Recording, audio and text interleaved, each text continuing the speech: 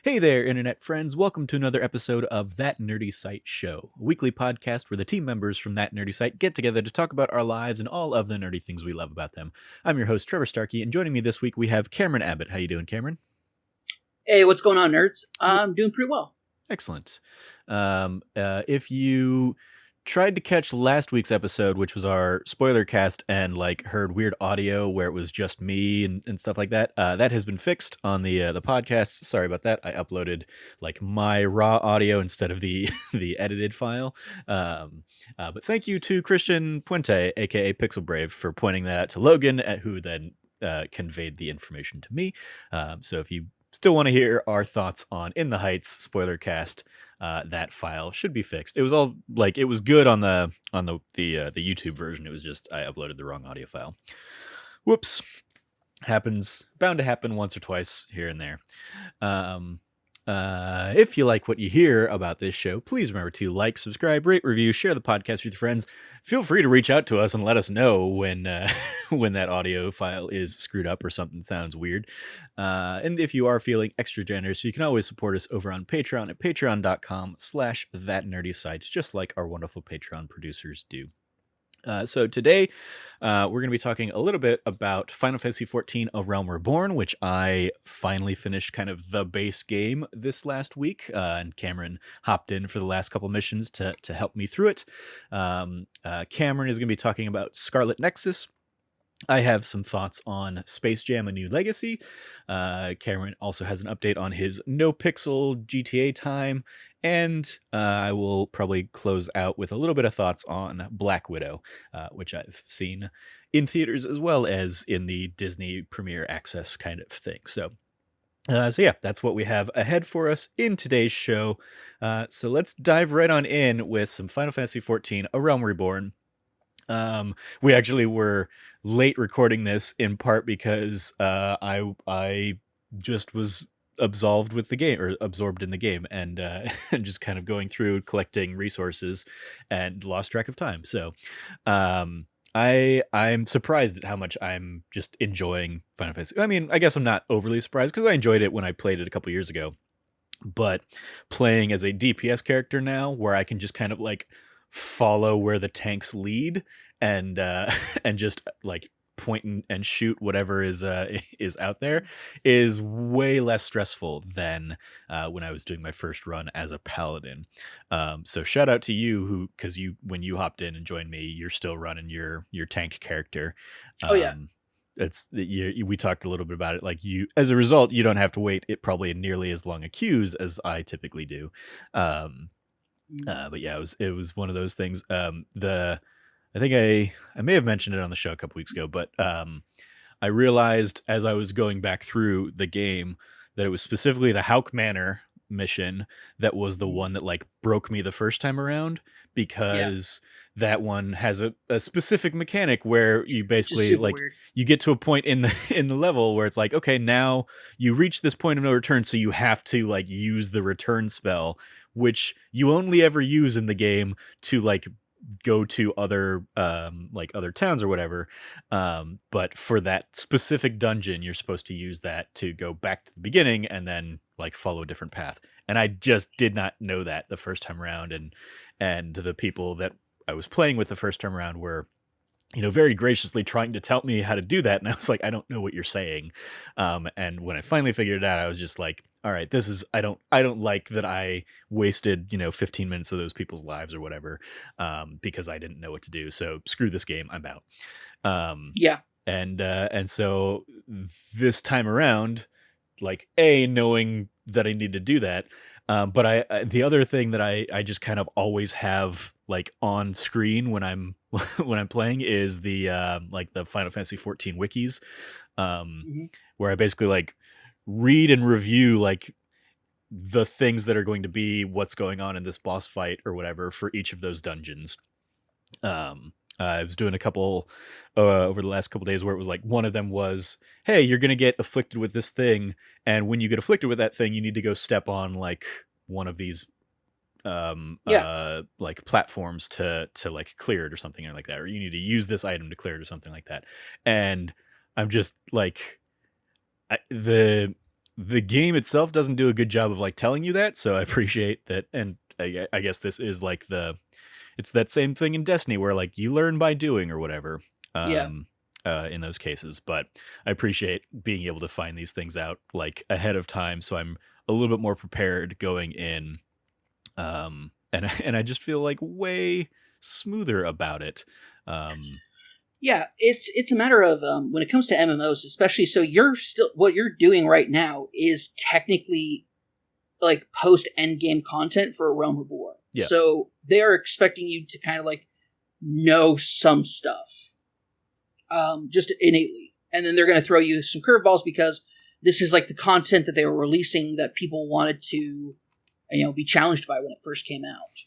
So, I don't think the stuff that I'm talking about specifically is was this not. earlier? It's it's earlier things. It was tied to like the Maelstrom quests and stuff like that. Oh yeah, It's going and doing some of those other dungeons. I have done some of the post Mhm. I the thing that has actually been like the most memorable of the last couple days that I've been doing is this Hildebrand Gilgamesh side quest, where I basically fought Gilgamesh today as we're recording this, and that is like a separate trial. It's a side quest thing in the post. Yeah, Realm I've Reborn actually stuff. never You've fun never fact, done I've it? never done that. No. Okay, yeah. So I was trying to burn my way through. I was trying to burn my way up to so I could unlock Dark Knight. Yeah. Instead of doing this sort of like I'm level 50 plus. What can I do now? Yeah. Which a lot of other people generally do. So yeah, it was one like I typically I keep myself open to doing the blue quests and stuff, which are gonna like unlock a new thing, either like a gameplay mechanic or something like that, or new dungeons that you can do or trials. And this one, like I did it. It was with Wymond in Ul'dah. Is kind of like the kickoff for it, and like the reward was a Phoenix Down. And I was like, hey, that might come in handy since I'm not a spellcaster or something like that, or a healer, but I might be able to use that in a dungeon or something like that. So I was like, yeah, let me go ahead and do this to get a Phoenix Down. And then it goes down this like completely bizarre, it is very like sitcom-y kind of thing. Like the whole thing starts with like a zombie character kind of like coming back, but he's also a very dapper zombie or something like that. The it is like in doing some research into it, it is a side quest that was told over like patches 2.1 through 2.5 originally. And it's funny because like I finished the 2.1 quests, and then it's like Hildebrand will return, and it does basically like a trailer for where the side quest is going to go next. And it's just a very it has lots of weird like sound effects that they're doing. The Hildebrand character himself has what I can only describe as the face of a sim, in that like he is like super exaggerated and does like crazy like wide open mouth like reactions and stuff like that is not seen anywhere else in the game so far, at least from what I've done. He does this Hildebrand, even though I've never played it, Hildebrand is a like I know about that quest line because people talk about it, and they talk about it like how it's like, oh, it's like some of the best post Realm Reborn content before you get to Heaven's Ward, and I'm just like, cool. I wanted to be a Dark Knight and do Dark Knight things, and I can't do that quest line while I'm trying to level up my Dark Knight. So, peace. Yeah, it is bonkers, and because it's bonkers, it is like memorable in a way that like a whole bunch of the other stuff hasn't necessarily been. Like it's been going to point A to point B. I have like the general gist of things, but I was definitely getting to a point there, especially like in the lead up to like the Titan side quest, where it's like, hey, go to all of these people that fought Titan once before, and they each have like things for me to do. I just kind of like skip through a lot of their dialogue until like there's a big party where they threw. So like I got the overall gist of things, but I was definitely not doing the like Cam lore deep dives into the game. But still, like having a ton of fun with it, and when I am like ready for a break from adventuring, or when I'm like, I don't really feel like doing a dungeon tonight, I have been like switching to like one of those Disciple of the Land things, or what is it? It's basically the gathering or the crafting stuff, and I've got like my miner up to like level in the 40s somewhere like that, and a goldsmith up around level 42 now. And it's like at this point, I am getting the goldsmith up because once I'm like level 50, I can craft like a weapon that I need for the Relic Reborn quest for the Black Mage, and I don't want to spend 100,000 gil to buy it on the black market or on the market. Oh, that's fair. So it's just like, well, I'm like I have enough fun doing these side things anyway, and these crafting things. And also now that I know that like people are paying 100,000 gil for that thing because it is like tied to that quest, I'm like, well, once I gear up, maybe I'll just go ahead and craft a few extra and sell them out there and make some money off the market. There you go. So yeah, like having a ton of fun with that, and then just kind of like bouncing back and forth between everything. What I was saying earlier is I need some like for the level 40 thing, I think to craft, I need some specific like creature drops. So I'm just kind of running around killing a whole bunch of nanny goats and stuff out near Camp Drybone right now. Nice.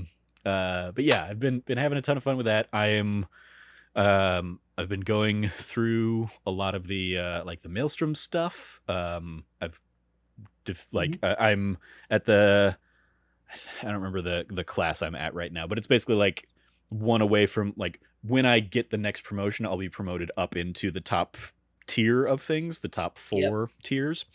And I'll unlock like the level 3 hunting stuff. Because I have fun just going and doing that stuff as well. So it is definitely a great game right now for me, where I'm like there isn't a whole bunch else that's out there kind of like capturing my interest. So I am just kind of like going through and checking some boxes and making sure I do a few quests a day or something like that. And yeah, I'm having a ton of fun with it. I think story-wise, I'm probably about halfway through the post Realm Reborn stuff in the lead up to Heaven's Word. I'm somewhere in the 2.2 stuff right now. I'm like the next quest I'm supposed to do, I think, is supposed to take me to Doma. If that matters, if that means anything. Which like Doma jumps out to me because Doma is a iconic landmark from Final Fantasy VI. So I'm like, ooh, Doma, interesting. Like the team has moved to a different base. Okay, yeah. So you've moved from Walking Sands to Mardvana. Yes. Sorry, I've only ever like read it out, so I'd not heard anybody say the thing. I think, but yes, I'm probably mispronouncing it anyway. So. Yeah, Morgana or something like that. Revenant's Toll is the Revenant's Toll. Yes, is the name of the place you're actually at. Yeah. Revenant's Toll. Yeah, no, that's actually like in Seventh Heaven, which is a fun, of course, that's a fun nod to Final Fantasy VII. So yeah, I'm having a great time with it. And like there are definitely times where I'm like, maybe I should like ping Cam to do these missions, and I'm like, nah, let me try it and see how I go. Like I fought a giant Moogle as part of the thing for that. King Mog. Yeah, King Mog. That's a fun one. That's a really fun one. Yeah, that was one I was glad I had read like a guide up on it beforehand, and then I was glad that like people that were doing it with me knew how to do the marking of things, because I like especially as a console person, I feel like that's a way harder thing for me to try and do. So I appreciate that somebody was out there like marking, kill this guy first, then this guy, then this guy, because we definitely wiped on the first attempt because we didn't do it in the right order or something like that. So it's a new trial, like it happens. Yeah. But yeah, having a ton of fun doing that, and then just kind of like keeping it fresh, keeping things switched up. Like, I appreciate you coming in, hopping in with me. I thought it was a fun kind of like, let's go for full circle. I've got these last 2 missions to do that are the like the level 50, the final level 50 to fight the final bosses in Realm Reborn. And as I had mentioned when we were doing it, like complete change of pace from everything else I've done, because those are like you're at full party, so it's 8-person like Mhm. dungeons, and because those ones like require the cutscenes for newbies like me to like actually experience the story and stuff, like every other part of them people just want to rush through as quickly as they can. So like every It's other so dungeon annoying. I've done is like, hey, let's go ahead. Like there's actually only I only did one, and it was the one where it was where it was the like, hey, you're gonna get afflicted with gold lung or something like that, and when you get that, go ahead and step on these things. Or no, that was I had to eat a fruit or something like that. It was one of those where like you're gonna have to like step on these Mhm. platforms to like wipe the effect. That is the only one where we've actually gone and like found all of the other treasures in the level too, because everybody just kind of rushes through and doesn't want to do all that stuff. But yeah, Yep. the doing the final two with you especially, where it was just like, just run through everything, don't bother fighting any of these guys. Like if we need to fight them, it will be like because we've hit a wall and we need to kill these guys to progress or something like that. So it was Yep. a very drastically different like style Well, of mission from anything else I'd done. But it was like yeah. and it's another one that I said like while we were playing, I was like, yeah, if I'd had to tank this and people were expecting me to know what what I was doing as I went through that, it would have been like, oh, I feel bad for everybody. I will also say, like, on top of that, like, the one of the reasons why people try to rush through it so much is because the cutscenes, especially in the final raid of the Realm Reborn, the cutscenes are so long. Mm-hmm.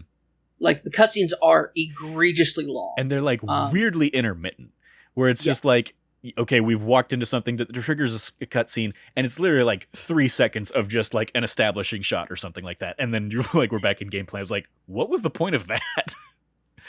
It's, well, that, and especially in the first one where it's like these weird scenic shots of like all this stuff, and it's like, how is this considered like not skippable? Like, Mm-hmm.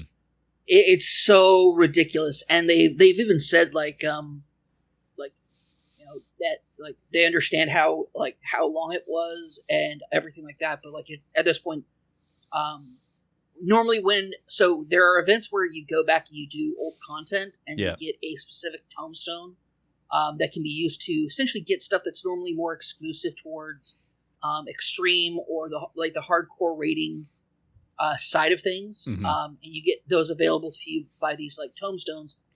The last two missions, the last two duties in A Realm Reborn, literally give you almost double, if not triple, what some of the other ones give you because Yeah. they understand how egregious these things are. Yeah, it was And like nobody because wants to I do was that. new, everybody was getting like 100 free tombstones, Yeah. like when we completed each of those. I think when like Which is when funny we because did those the tombstones are useless for endgame people. So well, they like I bought something with them from Limensa or whatever. yeah, But yeah, it's like I appreciate that they do that to like incentivize people to again help carry like newbies like me. And I appreciate weirdly in that one that like you can't skip those cutscenes, because since I was playing through like for the first time, I was trying to like enjoy all the cutscenes as they were coming and stuff. And I like constantly in the back of my mind is like I've come out of these cutscenes earlier than other people sometimes, and I know that like it just means people are just sitting there waiting in that little circle for like the cutscene to end. So because of that, because I've got like this guilt over it, like occasionally I will just kind of rush through and skip through some of those things. yeah. No, don't never feel guilty about that. Like players understand like this is part of the situation. Nobody like anybody who gets angry over that is stupid and little and shouldn't be like given any attention. Yeah, and I don't think anybody Um, yeah, I've played with like ever was getting mad about that or anything like that. right. The closest I ever saw was like somebody who didn't know the mechanic, or like either they didn't know or they'd forgotten one of the mechanics, and somebody basically put in the chat a couple times, hey, like when you've got 2 stacks of that thing, you need to go eat this fruit or something like that. And the other guy was like, I know, I just forgot, or or I think it was like, I know, I just like it wasn't there when I went to go grab it because somebody else had eaten the one he was expecting to eat or something like that. So like it's like but yeah, I don't think I've encountered any cases where people have like showed frustration or anything like that. It's just, but it much like, you know, my first time around feeling guilty about Hug Manor or something. It's just like a personal thing I'm putting on myself. You know, here's the thing. I have dealt with that before, and what was really great about it is somebody like flipped out about like why I wasn't tanking more than a single encounter at a time. Like, why aren't you running through this faster? Like, dude, you know, trying to. I'm like, I'm not trying to speed run it, dude. I'm trying. Like, I know what I'm capable of pulling, and I want to feel comfortable while doing that, and not like wipe us a bunch of times. Like, you keep running forward, and I keep having to try to keep up with you. And you know, you're being pissed off that I'm not tanking these things for you that you're running into on your own. Like, I can't help you with that, man. And he was like, screw this, you suck. Like, tank sucks, and bailed. And afterwards, the other two people were like, hey, man, so that was really not cool of him. Do what you got to do. Like, we're here for that. And one of the DPS players was like, he's my friend. I gotta go. And it's like, we understand, and then the party got refilled after he left, and so, like, we got people dropping back in, and they're like, whoa, halfway through this one? Why are we halfway through this one? Like, why is this, like why did people bail? Like, DCs, and the other person was just like, no, like, they were just, like, somebody was just being an asshole, and one of them was his friend. Like, had to go with his friend after his friend made a big old hissy fit about, our tank not pulling enough. And they're like, oh, that's lame. Yeah. It's like, yep. I'm like, I feel a lot less terrible that somebody rage quit on me, because I was like given validation that like I was doing what I should be doing. Like there are, and like the great thing about full parties when you have like another tank as well is if you're not familiar with the fight and the other tank is, be like, just yeah, kind of follow the other tank. You just follow the other tank, or you can let the other tank know, hey. I've never tanked this. Is there a point where I have to, where I'm going to need to pull them off of you? Like, because you get a debuff or something. Like, most of the time, no. But there are times when, like, I'm doing backup tanking, and all of a sudden, like, because, I'm very sorry to say this, some dumbass DPS, like, runs right into, like, or doesn't move out of the danger zone. The healer has to spend time to revive them. And, like, there are times when, like, I have to, like, go from being off tank to full tank or main tank and like do that. And it's like those times when you're in tandem like with a really, really great tank and like you're doing good off tank main tank swapping is great. Or there are times when I feel competitive against the other tank. Like when we both launch in and go to like get the aggression from the monster, the boss. I want to be the one that gets the focus. I want to be the main tank. I want to pull it. I want to be the you know the hero with the big ass sword who does big ass damage and like you know I have that big swordsman energy that I have going on as a dark knight. Like I want to like especially when I'm up against paladin because paladins are like you know it's like it's a great fun rivalry just to have like with the other tanks of like no I'm gonna pull. Oh, no, I'll pull. I'll main tank. You want to main tank? Or I'll main tank. I was like, well, I'll main tank. Oh, but I can main tank. It's like, okay, well, we're going to see who's really main tank. Yeah, anyway, it's definitely, it's been a lot of fun.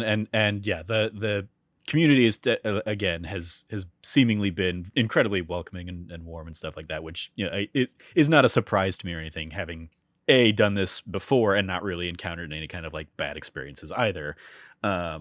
But then like also like I love that I was like reaching this end game point at the same time that there were stories coming out this last week that were like they took Final Fantasy XIV off sale because too many people were trying to like would come in and play the game this last week temporarily. So I was like, oh, I came in at a great time then. Between that's some big streamer, like some big old WoW streamer, like hopped over and switched games. Asmongold, Asmongold.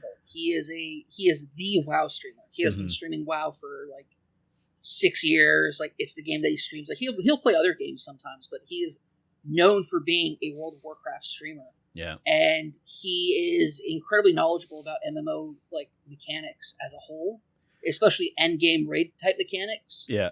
And so I've actually like I never really cared for his stuff before. He's actually a really obnoxious kind of dick. But I've been watching his Final Fantasy XIV stuff because hearing him always be like, "Oh, Final Fantasy 14 so lame, cat girls, etc."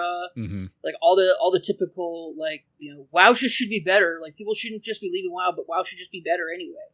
And finally, he's like, "All right, I'm gonna check out Final Fantasy 14," and he immediately like falls super into it. Mm-hmm. Like seeing him get really engrossed in the warrior storyline, the Marauder warrior storyline as he's going through it, getting to level 50 and being like, "Cool. Before I move on, I want to do a bunch of the like old endgame raid stuff," and watching him like fall super into that, and it's weird. It's so funny to see him like, what's the word I'm looking for? Like detoxify or like detox from like WoW bro stuff to being like, hey, we were trying our best, we didn't do well that time. Like I'm upset, I'm angry, but like I'm like, but we're doing better this time. Like we got this, and seeing like his like him working with people and like finding out that like, oh, was I the problem that time? Okay, well let me fix that. Like what do I have to do?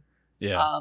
But one of the best things ever was he was doing the Coils of Bahamut, which is a super like lengthy, long series of raids. That in particular, very specifically to mention this, there was the other tank was a gunbreaker named Dominic Toretto. So at the height of this family meme, the family Dominic Toretto meme, you had Dominic Toretto, and just seeing his chat spam family, just like nice, so good. And his title he had is Trusted Friend, and so a bunch of people were just like, he's not a trusted friend, he's family. Yeah. Is this the same guy? Because I saw like a little video going viral a little bit that was like a guy coming into, I think, Limson Laminsa for the first time, and just like everybody was there waiting for him and like spamming all their like exciting fireworks and stuff like that to like welcome him into the game. Okay. Like I started piecing those things together when I started seeing this other story about, this big WoW streamer coming into the game. I was like, oh, I bet that's what that ties back to, and why people were like freaking out about this guy playing the game. Well, but a lot of people were stream sniping him, and what's really cool, something that he was actually super impressed by was when FF14 admins saw that he was getting griefed by people like overpopulating in front of him, so he couldn't click on quest givers, or stealing like kills so that he wouldn't get the item drop from the mobs. Like FF14 admins and GMs watched his stream, saw who those people were, and banned them. Oh. Not a perm ban, but like banned them for like 3 days. And just being like, hey, this is not cool. Like, and so he was like really impressed that the admins and the devs were so proactive and so positive about him. Because he's had some very toxic issues with Blizzard devs who he's because he, as somebody who's played the game since original, he's super brutal about his criticism, and and he's upfront about it. Like the guy who's currently in charge of developing World of Warcraft as a whole, like the current director, he had like a really long spiel about it where he said, like this guy is a brilliant genius raid designer, but he just does not have what it takes to lead the team and lead the project going forward. And like some really harsh criticisms that led to a lot of devs it leaked out that like a lot of devs were like just shit talking this player, and it's like, Asmongold's the kind of person who's like, they were talking shit about me, okay, cool, I'm living in their mind rent free, and he's like, hopefully they'll make the game better because of it. And it's like, the dude's weirdly like toxically positive sometimes, and but also at the same time like has like old MMO bro culture stuff around him, where he says, he's like, oh, that's lame, and he's like, yeah, you can tell this is the same guy who definitely used to say gay instead of lame. Is he kind of like the epitome of that South Park character who's like, leaning back a little bit? Not like that, but like, fits in that same kind of vein of like of gamer. A bit more of the like the kids side of it with them like just getting super into it. Okay. Yeah, super into it.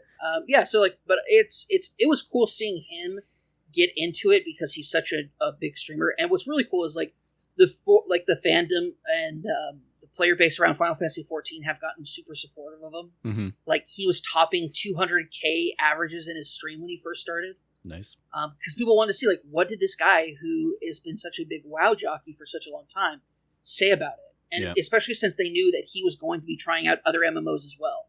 And even though he's tried out those other MMOs, he still is coming back to Final Fantasy XIV. Mm-hmm. He's super engaged with the story. Like, there are moments of, like, the story where he gets, like, pretty into it. Like I gotta go save Minfilia. I gotta go, do this stuff. He goes, this is the same, same lady that, kicked my Sylph friend. Mm-hmm. Like, screw her. Like, we're gonna kill her. And it's so cool to see him. And he's always like, oh yeah, because the heroes are among us. And he goes, you guys, that's me. I'm the hero among us. And it's like, she's such a dork. He's such a dork. But I like it. I like it that he's super self-aware of just like how dorky and nerdy he is, and he's super into that. So he's earned me as a fan. I was not into WoW content at all, and so him doing Final Fantasy XIV stuff and being into it and whatnot, it's cool. It's cool to see somebody who came from the same place I came from. Even though I had a massive gap between playing MMOs, between World of Warcraft and Final Fantasy XIV, seeing somebody as respected as him from the space that I used to play in, to playing and being a more advanced player now than he is where he's at, and seeing his enjoyment, it's been very similar to the enjoyment I get out of seeing that you're playing. Mm-hmm. And when you're playing and what you do and everything you're talking about, when you're talking about doing mining and crafting, and I'm like, Trevor is so into it if he's mining and crafting and doing Minecrafting. Yeah. Gathering and crafting. If you're doing that, if you are that deep into it, the only gathering thing I have is fishing, and that's just because I needed something to do in Final Fantasy XIV that was different, and I didn't want to level up another class and do annoying things to have to level that up, and just spamming fishing instead was super cathartic and fun to do. Yeah. Although I'm on the last fishing quest, and it's super annoying and dumb, and I don't like it, and so I haven't finished it. But I'm super into it. I like it a lot. Yeah, I with that having the console wiki or whatever that I always have pulled up. I usually have 7 or 8 tabs, and some of them are going to be on quests, and then some of them are just where do I find this item that I need for this crafting thing, or where do I find this fish, or I have the sightseeing log. And I remember the first time I realized that they were time and weather specific, I was like, well, that sucks, because I don't want to have to just it also took me a while to figure out what time it was in game. I didn't know that you could toggle because it was just on server time or whatever for me. So when I finally figured that out, I was like, oh, okay, well now that helps me in this regard. But there was one I was doing part of the Gilgamesh side quest or something, and it started raining in an area where I was like, oh, I know that I need to be in this area when it's raining for this very specific. 1 second, I'll be right back. Okay. Keep going though. Okay. Yeah, I was just gonna say, there's this one specific area that I need to be in, and it's only 1 hour of in-game time that you can go and do this thing, and it needs to be raining or whatever. And I was like, oh, it's raining. Let me check what the game time is when I get out of this cutscene. And I got out of this cutscene, and I was 10 minutes away from the optimal time, the being in the the magic hour for that thing. So I hop on my chocobo and I race across the map to get to where I need to be, and I do the thing, and it's sightseeing number blah blah blah complete, and I was like, yes, haha, now I don't have to worry about that weird one anymore. So yeah, it was just weird very particular time so sensitive thing. I mean, so it is this game is filling the Ubisoft type void that I'm basically looking for right now, where it is just this game has a million checkboxes for me to go and do, and I don't know if there's any reward for me doing these sightseeing things, but they're fun little stories. There's like a little fun like journal entry kind of tied to them or whatever. And they're just a fun little like, oh, I can go do this at this weird time for this little challenge thing. I finally realized what the achievement points get me, like yesterday. I was like, oh, I can go take them to this guy and then get like stuff from him. Yep. So now I have my chocobo decked out in black mage garb. Nice. And I loved, this also happened like after we wrapped up the other day, but I can finally fly around the map now in my, in my mounts, which I am absolutely taking full advantage of anytime I'm, like, okay, I need to get from point A to point B. Just gonna fly over there, land, and then do whatever like mining or botanist like gathering I need to do, without having to deal with all the baddies along the way. So, loving having that finally available to me. Because it was one of those things when I would see people flying, it'd be like, when do I get that ability? Like, that's what I want to be doing. So yeah, just having a ton of fun with it. And it is like I tweeted out the other day, like the fact that I am much like a few years ago when Beasley got me into the game the first time around. It was like I got really into Fortnite and I got really into Final Fantasy 14.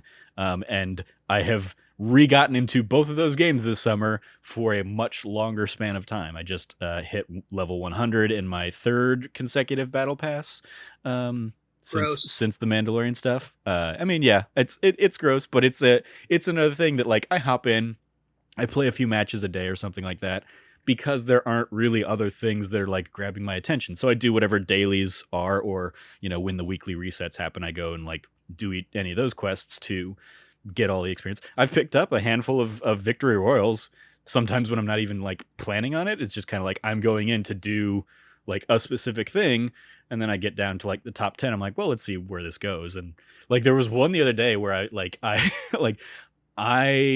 it was like down to 3 people, and I watched like one of the guys kill the other one, and then I basically was gonna try and like pick off that final person, but like before I could even get a shot off, like I don't know if he like fell back in the storm or something and died, but like it was just like the pop-up came up and I won the match, and I was like, cool, all right, I'll take it. But yeah, between like that and then the more long form, like long sessions that I've been doing with Final Fantasy 14, it's just like I'm having a good time with this. I like there's even an element of me, just because I'll be curious to see what the tech is like. I ordered a Steam Deck yesterday amidst all of like the fervor around that, and I was like maybe I will pick up Final Fantasy 14 on PC eventually and play it on the Steam Deck like when I'm laying in bed or something like that. There you go. But the whole like when you were talking about like communicating with the tank, it made me think about like that is the one thing that as a console person, it's like way harder for me to do if I need to like hop into the chat and try and be like, hey, sorry, I'm new. That's why I try and go into all these as like prepared as I can and to like know the mechanics before hopping in, because I know I'm not going to be able to like in the moment respond to these people effectively at all. So I don't like, yeah, that's the one thing. Like when we were playing the other day and you were basically like commenting or like typing stuff in chat while we're in a cutscene, I'm like, I can't even do that. Like that, the chat is not up at all for me during any of that stuff. So like, I am just seeing this cutscene and then come back and I see your messages and stuff. And you're like what was it? There was one that you were like, all this colonizer stuff. And I was just like, okay, Cam. But like, yeah, you'd clearly put that in there, like during the cutscene. I was like, I don't even know how that happens, but you're playing it on PC, so it makes sense that you have other abilities and stuff like that. So yeah, that's the one thing that, like if I were to, and like, cause I did accidentally, not accidentally, but like I did one of those side quests and it was like, oh, turns out this is the side quest that like unlocks the blue mage class. So if I want, I can switch a blue mage. I came across the quest. If I want to go be the samurai, I could go do that quest now. And so if I did want to switch up to do like one of those other classes, I appreciate that they have this whole like mechanic built in of like, hey, the further away you are from like your max level, the better we'll give you like experience to help build you up to it. So that's cool. If I want to switch it over and start doing a tank or a healer class or something like that, I appreciate that like it won't take as long. But I also realize that like the main the main scenario quest stuff is where like most of the experience comes from. So it'd probably still take quite a while to get any other class up to Yeah, 50. I'm sure it took that's where me. doing all Yeah. of those hunting logs and stuff like that'll come in handy, and doing Yep. like one of the things I never really do is the leave quests. So I imagine I'd start doing a lot of those on like a daily occurrence to try and level up some of that stuff. But otherwise, yeah, I'm just having fun with it, diving into the various different issues or elements. I'll probably here in the next week or so finish the like in between stuff from Realm Reborn, getting into the Heaven's Ward stuff, and yeah, we'll continue to go from there. I made the mistake of watching the Heaven's Word like movie as like I changed Yep. the scenario movie to that, and like it plays out some scenes, and I was like, oh no, don't do that. Like now like I feel like I've seen a spoiler for for what that level is going to be. Or whatever, but Yeah. No, it's not like it's a massive spoiler. Like, do not do that. yeah, Do not ever go to like the next one before you've done the in between quest, because it is heavily yeah, heavily laid out with spoilers. And yeah, I would even say to the point sometimes where like not until you've started playing kind of the introductory quest to an expansion before you watch those. yeah. Heaven's Word is more like is front heavy with the spoilers, where other spoilers are more back towards it. But yeah, it's like at the end of the day, it's not a thing I'm super overly invested in the story anyway, so like it is just kind of like a fun element of the game. So I'm not super like torn up about it, but it definitely was like, oh, like I know that character. Oh no, what just happened to that character? Oh well, I guess I'm gonna find out soon enough. Yep. So yeah, oops. But yeah, I'm having a good time with Final Fantasy XIV: A Realm Reborn. I've lasted way longer than my first go around, so that's been fun. One of the things I'm not super eager to do right now is like the hard mode versions of the raids, where like it is like, here we're throwing a whole bunch of new mechanics in there, because like that's where Those I are feel like optional. You don't I'll have to be. do it. Oh yeah, it's like I feel like that's where I'd be a little stressed. But like there was a moment where like the King Mog thing was a hard difficulty kind of thing, and I was like, like because I couldn't skip that. It was like I needed to finish that to do the rest of the quest. So, but yeah, having a good time with it. So that's my Final Fantasy XIV: A Realm Reborn update. Thank you again for joining me along the way, here and there. It's been fun. So let's throw it over to you. Completely different realm. What's Scarlet Nexus about? Like, I feel like that's a game I've seen and I'd heard about it for a while, and then I just kind of every time it came up, I just would immediately forget about it, what it was. Looked like one of those anime kind of like platinum games. Is that what it is? It's a Bandai Namco game, but yeah, definitely anime. One of these anime games. Very much same in the kind of design chain of not chain, sorry, the same kind of design, kind of a aesthetic as I would say Astral Chain, which came out last year. Yeah. It is you basically it is I will say story wise it is very anime. Like it is very story heavy as far as the game goes. There is I was expecting the characters to be a bit more one note. Just because it's a Bandai Namco game, I wasn't expecting the character like it has a very much larger cast of characters than just like a centered around a core few. But I was actually really, really impressed by how like much more fleshed out and complex these characters are. So you start off the game, and there are two main characters, Yuito and Kasane. And Yuito and Kasane have the same kind of... let me actually roll back a bit. So basically, this is a post-apocalyptic world scenario. The survivors of humanity are in these safe zone cities that are, the one that you live in, Suo City, is very much focused on, like, it feels like very,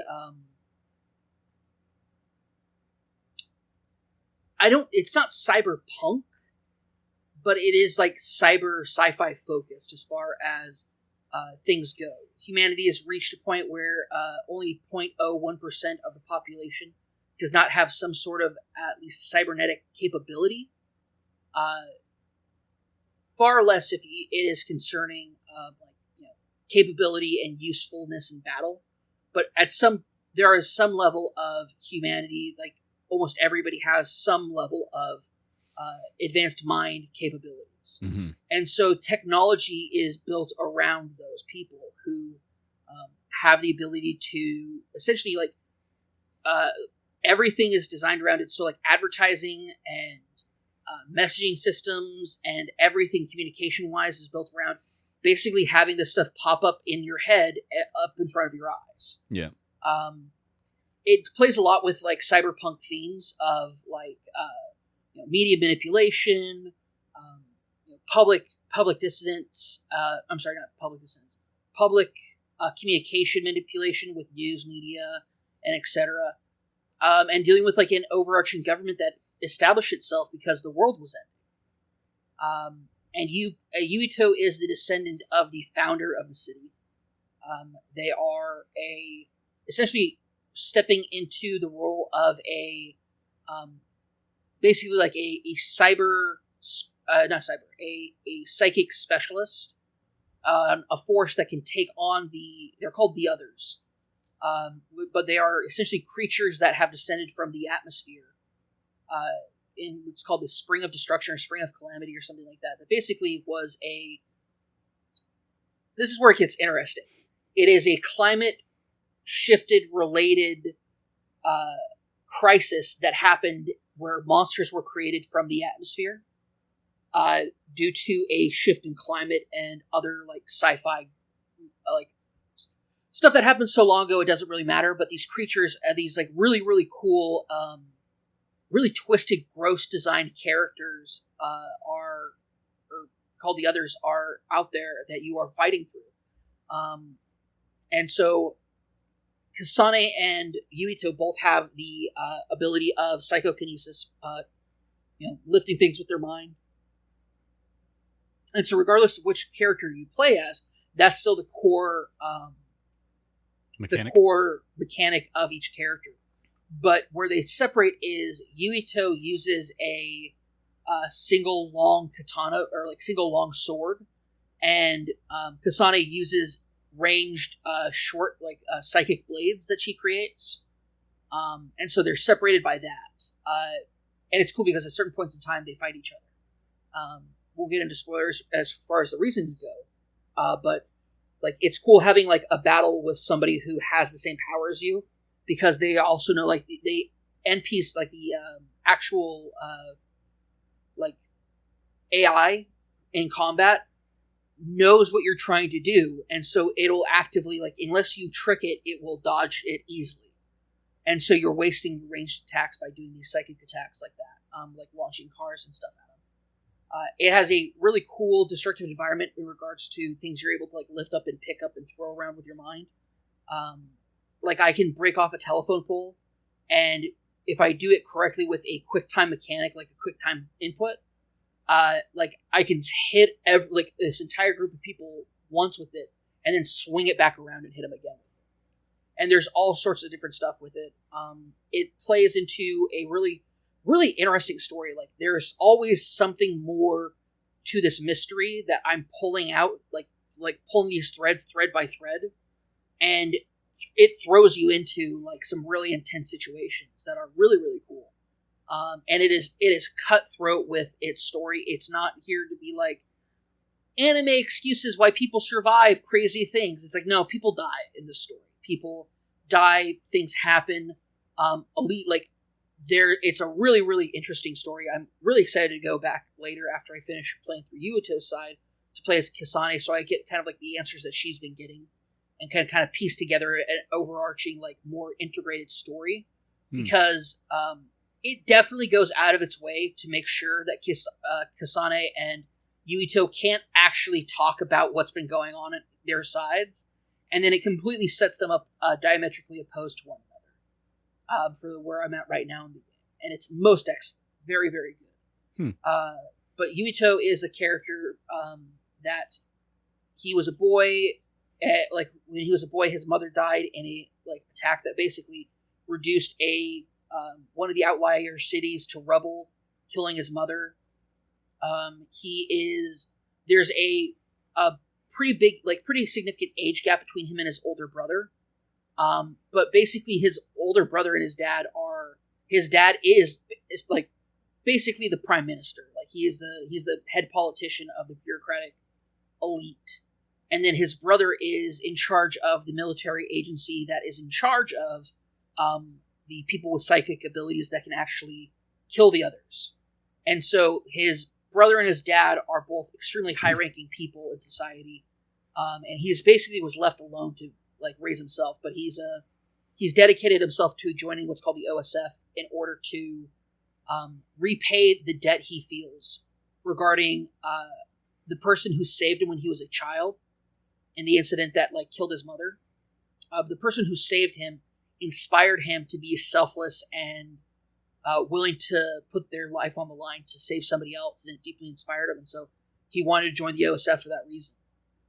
And it's cool. It's cool to see this character, like this very altruistic, well-minded character, good-hearted person, in a world that he has slowly discovered is actually a lot more underneath kind of like the nice polish of everything is super grimy, gross, and disgusting in regards to people's true nature, what's going on, and about people's individual feelings of right and wrong in this really warped future.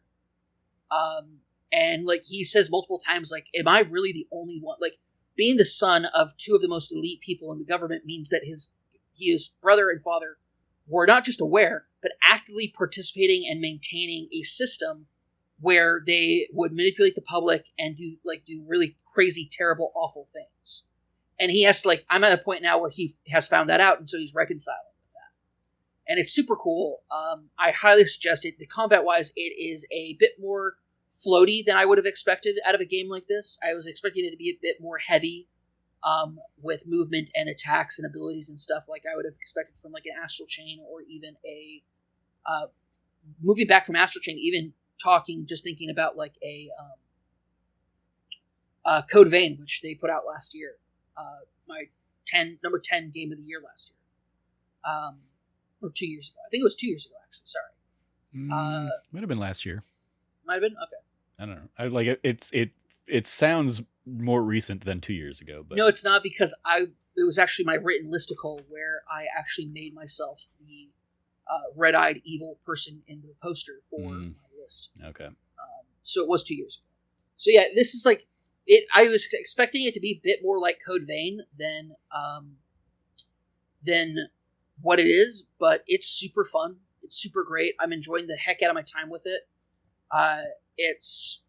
It definitely has a lot of like anime inspired parts to it that are weird and like sometimes tone deaf and out of place in regards to like how serious the story is, for it to be like, hey, this person who turns out is like kind of like a traitor, go have like a lunch with them and talk about stuff. And it's like, not really what you want to do. Like it's like, go meet up with this person. I was like, that dick who turns out is on the other side? Heck no. Mm-hmm. But actually, when I did his side quest thing, it was actually much more personal and much more important about that. Although he still turns out to be a massive prick, and I wish I hadn't have helped him at all. Always fun when they kind of rope you into those kinds of things. That's very cool. So, is it the way you described something reminded me? Did you ever play the Bouncer back on the PS2? No, I never played Bouncer. Okay, so the whole premise of the Bouncer was like, it was a weird square action game of the time, but it was like you every chapter you could pick between like one of your three characters, and you would only see the story from their perspective. And so like it invited like replays where you could go see the story from another perspective, and like you'd hear one side of the phone conversation when you're playing as one character, and then as the other character you hear the other side or something like that, and so you can piece the whole thing together. And so it sounds like you're playing through it as the one character, and then once you're done, you'll be able to play through it as another character, and it's not just going to be they're going to have experienced all the same things that you experienced and just like a role reversal. It is going to be like they've got a whole separate side of the story that they're experiencing that you will only know fully if you go play as them. Okay, that's cool. Yeah, it's very much that way. And what's really cool is like your party members all have their own individual psychic abilities, that through this SAS system, they're able to essentially share the ability with you. And so you are using like your psychokinesis to throw stuff, but if you work with your one of your teammates, Hanada, she gives you fire capabilities. So like you can light your sword on fire while you're still psychically tossing it around and stuff. And then also like when you launch things like launch cars or rocks at people, they're on fire. And like enemies can be like there are enemies that spray water. If you get wet or slick with oil, you slow down. You're not able to use your dash mechanic. And if you if you get hit by electricity when you're wet, or if you're oil slicked and you are hit by fire, you get caught on fire. Like it definitely plays into that. But you can also do it to enemies as well, because there will be like barrels of oil around, and you just pick that up and do the quick time event thing, which is just like a additional button press and like holding it or whatever, and it'll drop like a massive pile of oil down on something. Switch over to Hanada's using her fire capabilities as well, doing my combo, and then having a massive fire tornado pop up because they're on fire. It's awesome. Yeah. Just reminded me of a completely like a complete mechanic I'd forgotten about from Final Fantasy 15, where like there can be oil on the ground and you can cast like fire on it and it'll light the whole floor on fire or something like that.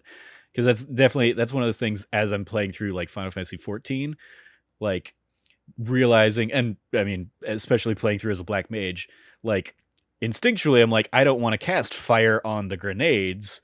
But they don't actually have like a strength or a weakness to fire. It doesn't play into that in the way that like any other Final Fantasy game would play into, which I appreciate, because Blizzard is a significantly weaker spell in the game or something like that. So I wouldn't want to have to be like locked into that. But I did want to say it. So, but what's really cool is the non like elemental related abilities. Like there's an ability like clairvoyance that allows you to see things. So there are some enemies that are invisible, and are very difficult to take on unless you're using clairvoyance to see them. There are some enemies that are much faster, and so you need somebody who has the ability to slow down time and move faster. You have some abilities. One is to like go invisible, and if you're invisible, you can do this sneak attack thing, which backstabs and does like additional damage and stuff. So like you have a lot of like non quote unquote combat related abilities. Put that on camera picture. And like, but they're still extremely useful and extremely helpful, especially with clairvoyance, because there are some enemies that are just an absolute pain in the rear if you don't if they're invisible. Yeah. And so it's great. Like there's so many great things about this game that I'm really, really enjoying, and I really just am excited to see where it goes from here. So. And so like your party members, how many are you locked to, and like versus how many are there, and are they shared between the two protagonists, or when you go through and play as the other player, you're going to get like a whole different batch of abilities? I think it's going to be a different batch of abilities with each one, if I'm honest. Because like who you have grouped up with, like it'll swap it out like left and right with it. It's very interesting. I'm very excited to see what happens with that. But you normally have anywhere up to four characters. One of them is kept in reserve, and so you're only on the field with two other ones. Okay. But you can still use all three of their abilities. Okay. So you're not locked into that. And if one of them goes down, does the reserve one come in, or is it really just you only have access to their abilities, but they're not actually going to be in the fight with you? Yeah, they're usually not in the fight with you. Okay. Then again, I don't really know if I've ever had anybody go down. No, I have. Yeah, they don't, because there's a revive mechanic. Okay. So you can just like pull them back up super quickly. Cool. Yeah, it's cool. There's a lot to unlock, so it definitely gives an emphasization on going out independently of the main story to do like just mob fights. To like get your level up. It's super cool though. I'm really, really enjoying it. So. Nice. Glad. Definitely sounds like a Cameron type of game that probably wouldn't vibe with me too much. So I'm glad I've got Final Fantasy 14 that is continuing to suck up all my time this summer. Any final thoughts on Scarlet Nexus, or are you good to move on? I'm good to move on. It's super fun. There's a lot of systems. It's very system heavy, but it's very, very good. About how much time have you put into it so far, and about how long do you think you have left in like this run? I put in somewhere between 10 and 12 hours, and I have no idea. Okay, cool. Because I have no idea where the story is going. Yeah, you like hard to tell because it just keeps throwing twists and turns at you. Yeah. Cool. Well, then moving on to my next thing. I sat down just because I could, and it was, I have HBO Max and watched Space Jam: A New Legacy. I don't ever need to watch it again, so I can say that. Do you have any before I dive in? Do you have any relationship with the original Space Jam and/or desire to watch the new one? Yeah. No. So yes and no. Yes to the old one, but no, you don't care about the new one. Got it. Yeah, the new one is just like very much a.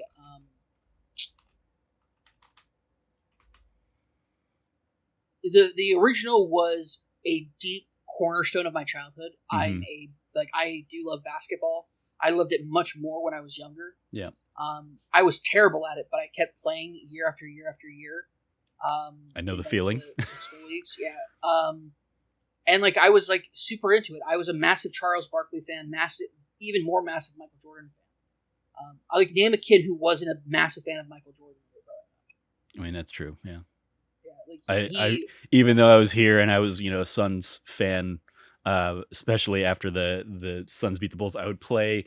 We had a hoop out in our driveway that my parents got me. It was one of those, like, it wasn't attached to anything. It was a freestanding hoop.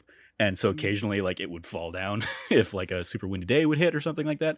But I would play with that, and it was a Shaq one, where it was like, Shaq branded and like broken glass or whatever on the like the plastic backing. But I would go out there and I would like endlessly pretend to do like the commentary, the play-by-play in my head, as if I was like passing to like Pippen and Jordan and stuff like that. Even though, I would, obviously much rather played for the Suns or whatever. But I was like, I know who the actual good players are, who I actually want to be, pretend to be on their team with. So I can appreciate that.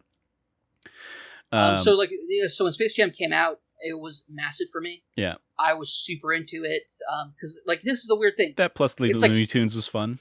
Looney Tunes, I grew up being a fan of Looney Tunes because I grew up watching the old Tex Avery cartoons. Mm-hmm. Like watching on Cartoon Network, they would have like blocks of Tex Avery cartoon Looney Tunes. So like I was super familiar with like all the inside jokes about Looney Tunes, Albuquerque, New Mexico, Eat at Joe's, all of that. I was super familiar with all of that. So I was like, you're taking Looney Tunes, which I love, and you're taking Michael Jordan, who I adore and admire, and you're putting them together in a film dedicated towards kids like me. Mm-hmm. Perfect. I'm super into that. And on top of that, you also had like, oh, Cameron, what kind of how into Michael Jordan and like the Chicago, like not even the Chicago Bulls, how into Michael Jordan were you? I own his autobiography, I own his biography. Mm. His paperback biography. I literally got it even though I was too young to read it. And I would have it read to me at bedtime. Like, all right. Big Jordan fan there. I was a massive, so like when Last Dance came out and I'm like learning like behind the scenes stuff of like what happened during my childhood. It's breaking your childhood. Yeah. None of this was in the biography. No, like some of it was, like the stuff about his childhood and whatnot and playing at UNC. Yeah. Michael Jordan was like, just the coolest dude. And on top of that, it's like, as I grew up, I found out he was also like a hyper competitive person to the point where people have confused his hyper competitiveness for gambling addiction. Like he's addicted to competing and risking something. Mm-hmm. Like it has almost nothing to do with gambling. He just wants to beat people at something. Like you're never going to see Michael Jordan at the slots or playing blackjack. He wants to beat everybody at the table. Like that's who Michael Jordan is. That's the kind of guy he is. He's hyper competitive to the point where he's playing a weird made up quarters game with the security staff at Chicago at the Bulls Stadium. Like, all right. I did not actually watch The Last Dance. So you haven't seen it? Oh, it's so good. It's such a good documentary. Yeah, it goes into all the Bulls stuff. It's like it's just so good. Yeah, it's super entertaining, and it just it harkens back to a time of basketball that I loved. I'm not as big of a fan of the sport today as I used to be. Yeah.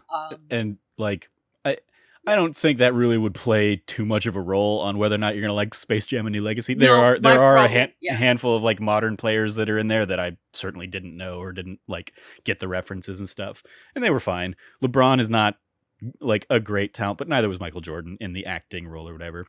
What I would say about so I was but let me finish up real quick here. I'm not big into the LeBron hype. Mm-hmm. I think LeBron is a great player, but I think LeBron is also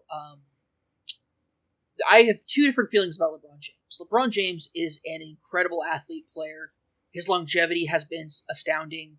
His capability of being of like doing this sort of stuff is really, really impressive. He's a massive advocate for his community, not just in like the Cleveland-based community, but like the Black community as a whole. He's been a massive advocate for trying to create change and uplifting his community in really, really impressive and great ways, and I'm really respectful of that. On the flip side of it, he's also like one of the most manipulative, like very calculated, like people in the industry. Whether like Michael Jordan was like I'm a player. I'm about me. I'm about representing myself and making sure like I do what I need to do. You know, whether it's Nike, Air Jordans, Hanes, like all the sponsorships, etc. And then you have on top of that, you have like, but at the end of the day, like Michael Jordan was like, he was doing these things, but he wasn't doing them in order to gain more power inside of the NBA itself, to have more control and say over how the NBA runs things. LeBron James has done that. LeBron James is calculated and cunning in a lot of ways. He's very, very cunning.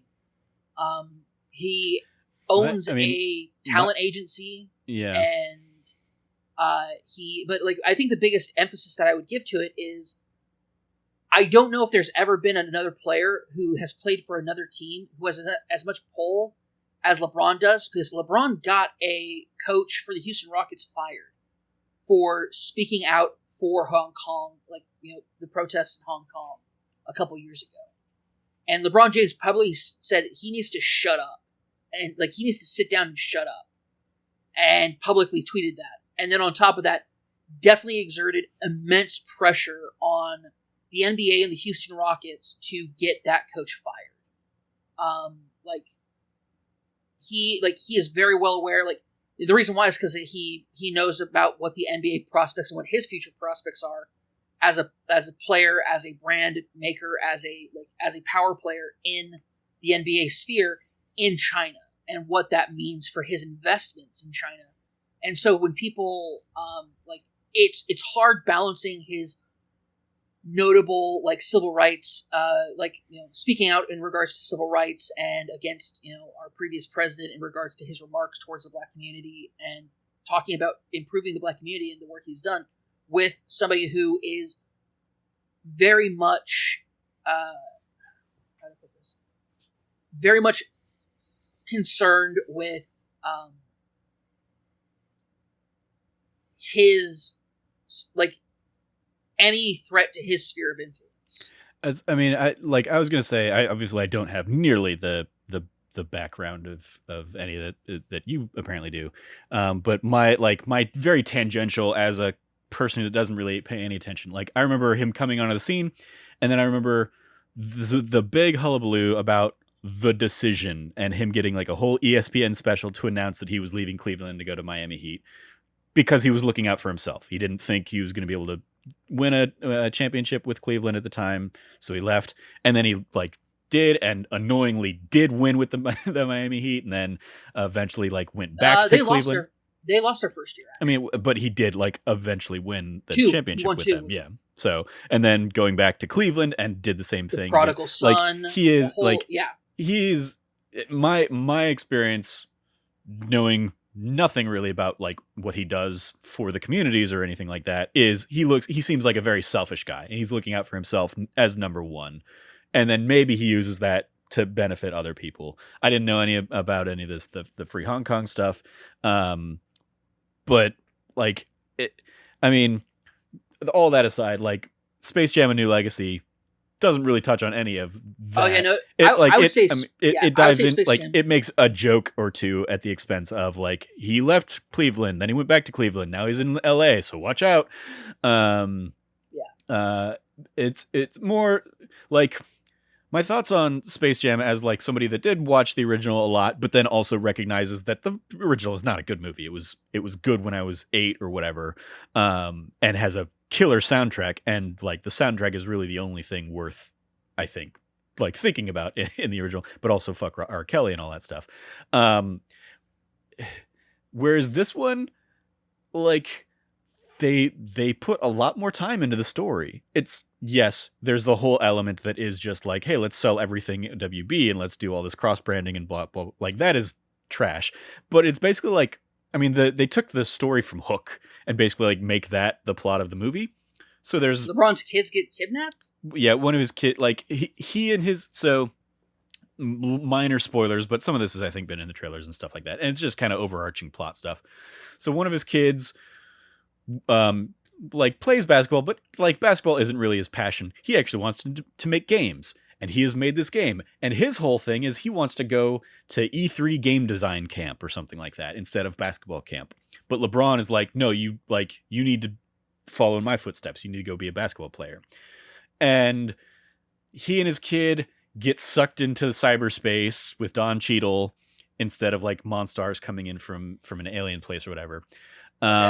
And Don Cheadle basically is like, you can get your kid back if you play this game for me, or if you can beat me in this game.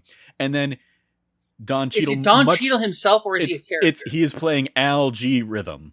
So he is a personification of an algorithm. He's really good in it. I think like Don Cheadle is like one of the fun elements of this movie. But I was about to say, I was like, Don Cheadle just shows up and kidnaps a kid. Yeah, that's crazy. I'll watch it. He is an algorithm. And so yeah, I would just love it. I would just think it would be great because it's like, you know, LeBron James, Don Cheadle. It's like, hey, LeBron, what's up? I'm kidnapping your son unless you can beat me in this game. Yeah. Like, so what? So he sends LeBron off to go like gather his team. He has like a day, and he basically sends him to Toon World, where he goes off and meets Bugs, and then they go and like gather the team. And while LeBron is doing all that, Don Cheadle like has kept his LeBron's son aside. And does the Hook thing, the Captain Hook thing with Jack, and basically like gets really invested in like the video game that the kid is creating, because it's like a basketball video game. It's basically like an NBA Jam type game kind of thing, and that ends up being like the game they're playing at the end is like using the fun, weird, wacky rules of the video game that this kid has created. And he ends up kind of like manipulating the kid to pit him against his dad. So again, it very like beat for beat kind of the Hook plot line. But as a result, it is a much better story than the original one was. And debatable. So like debatable. I mean, the story of the original one is garbage. Like the story of the original one is the exploitation of capitalism. Thank you very much. I mean, no, it's not. Like the story of the original one is not at all the exploitation of capitalism. The story of the original one is capitalism. It's let's cram in as many product placement things as we can using this Michael Jordan and Looney Tunes vehicle. This one's the same kind of shit, just with WB instead of all of the things that like LeBron is sponsored by or whatever. So don't try and say the original one isn't egregious with it's quite egregious. It's quite egregious. 100%. This one at least makes the attempt to put a story into it, which the other one did not. Like the other one is like half of all of Bill Murray's stuff is just ad-libbing lines. Wayne Knight is in there as like a foil or something. It's great. And the Looney Tunes. The whole story is aliens are coming to kidnap the Looney Tunes. The Looney Tunes trick them into playing them against them in a game of basketball. Yeah. The Monstars realize, hey, we need to do something, so they steal powers from 5 NBA players, who all happen to be under the same agency as Michael Jordan. Mm-hmm. Yes. And then on top of that, you have like, okay, well, we need to get our own star player, MJ, and the entire thing is they're trying not to be enslaved on this foreign planet. Like it's a subtle hint towards like the precarious. No, the that is the history entirety of the Tex plot that Avery's- you're talking about. Like you've just summarized the entirety of plot, and it happens over 90 minutes. Yeah, like that, and that's that is the all the story, plot though, beats. Trevor. Apart from that, it is fun little Looney Tune bits and stuff like that here and there. There's no like heart or emotion to it. It's whereas like this one is at least trying to have like LeBron has to learn a lesson, about accepting his kid for who his kid is and that kind of stuff. Like the story of this one, I would easily argue, is a better story than the original one. But that's about all Trevor, it has going for it. Michael Jordan has to learn and change himself. No, he doesn't. He has to learn. Yeah, he does. He has to learn how to stretch his arm out so he can dunk. Okay, yeah. He has to learn that. He has to learn that. Hey, maybe I should just go back and play baseball or basketball and not baseball. Like that is what Michael Jordan learned. That was an important lesson for him to learn. Okay. Yeah. Baseball was not good for him.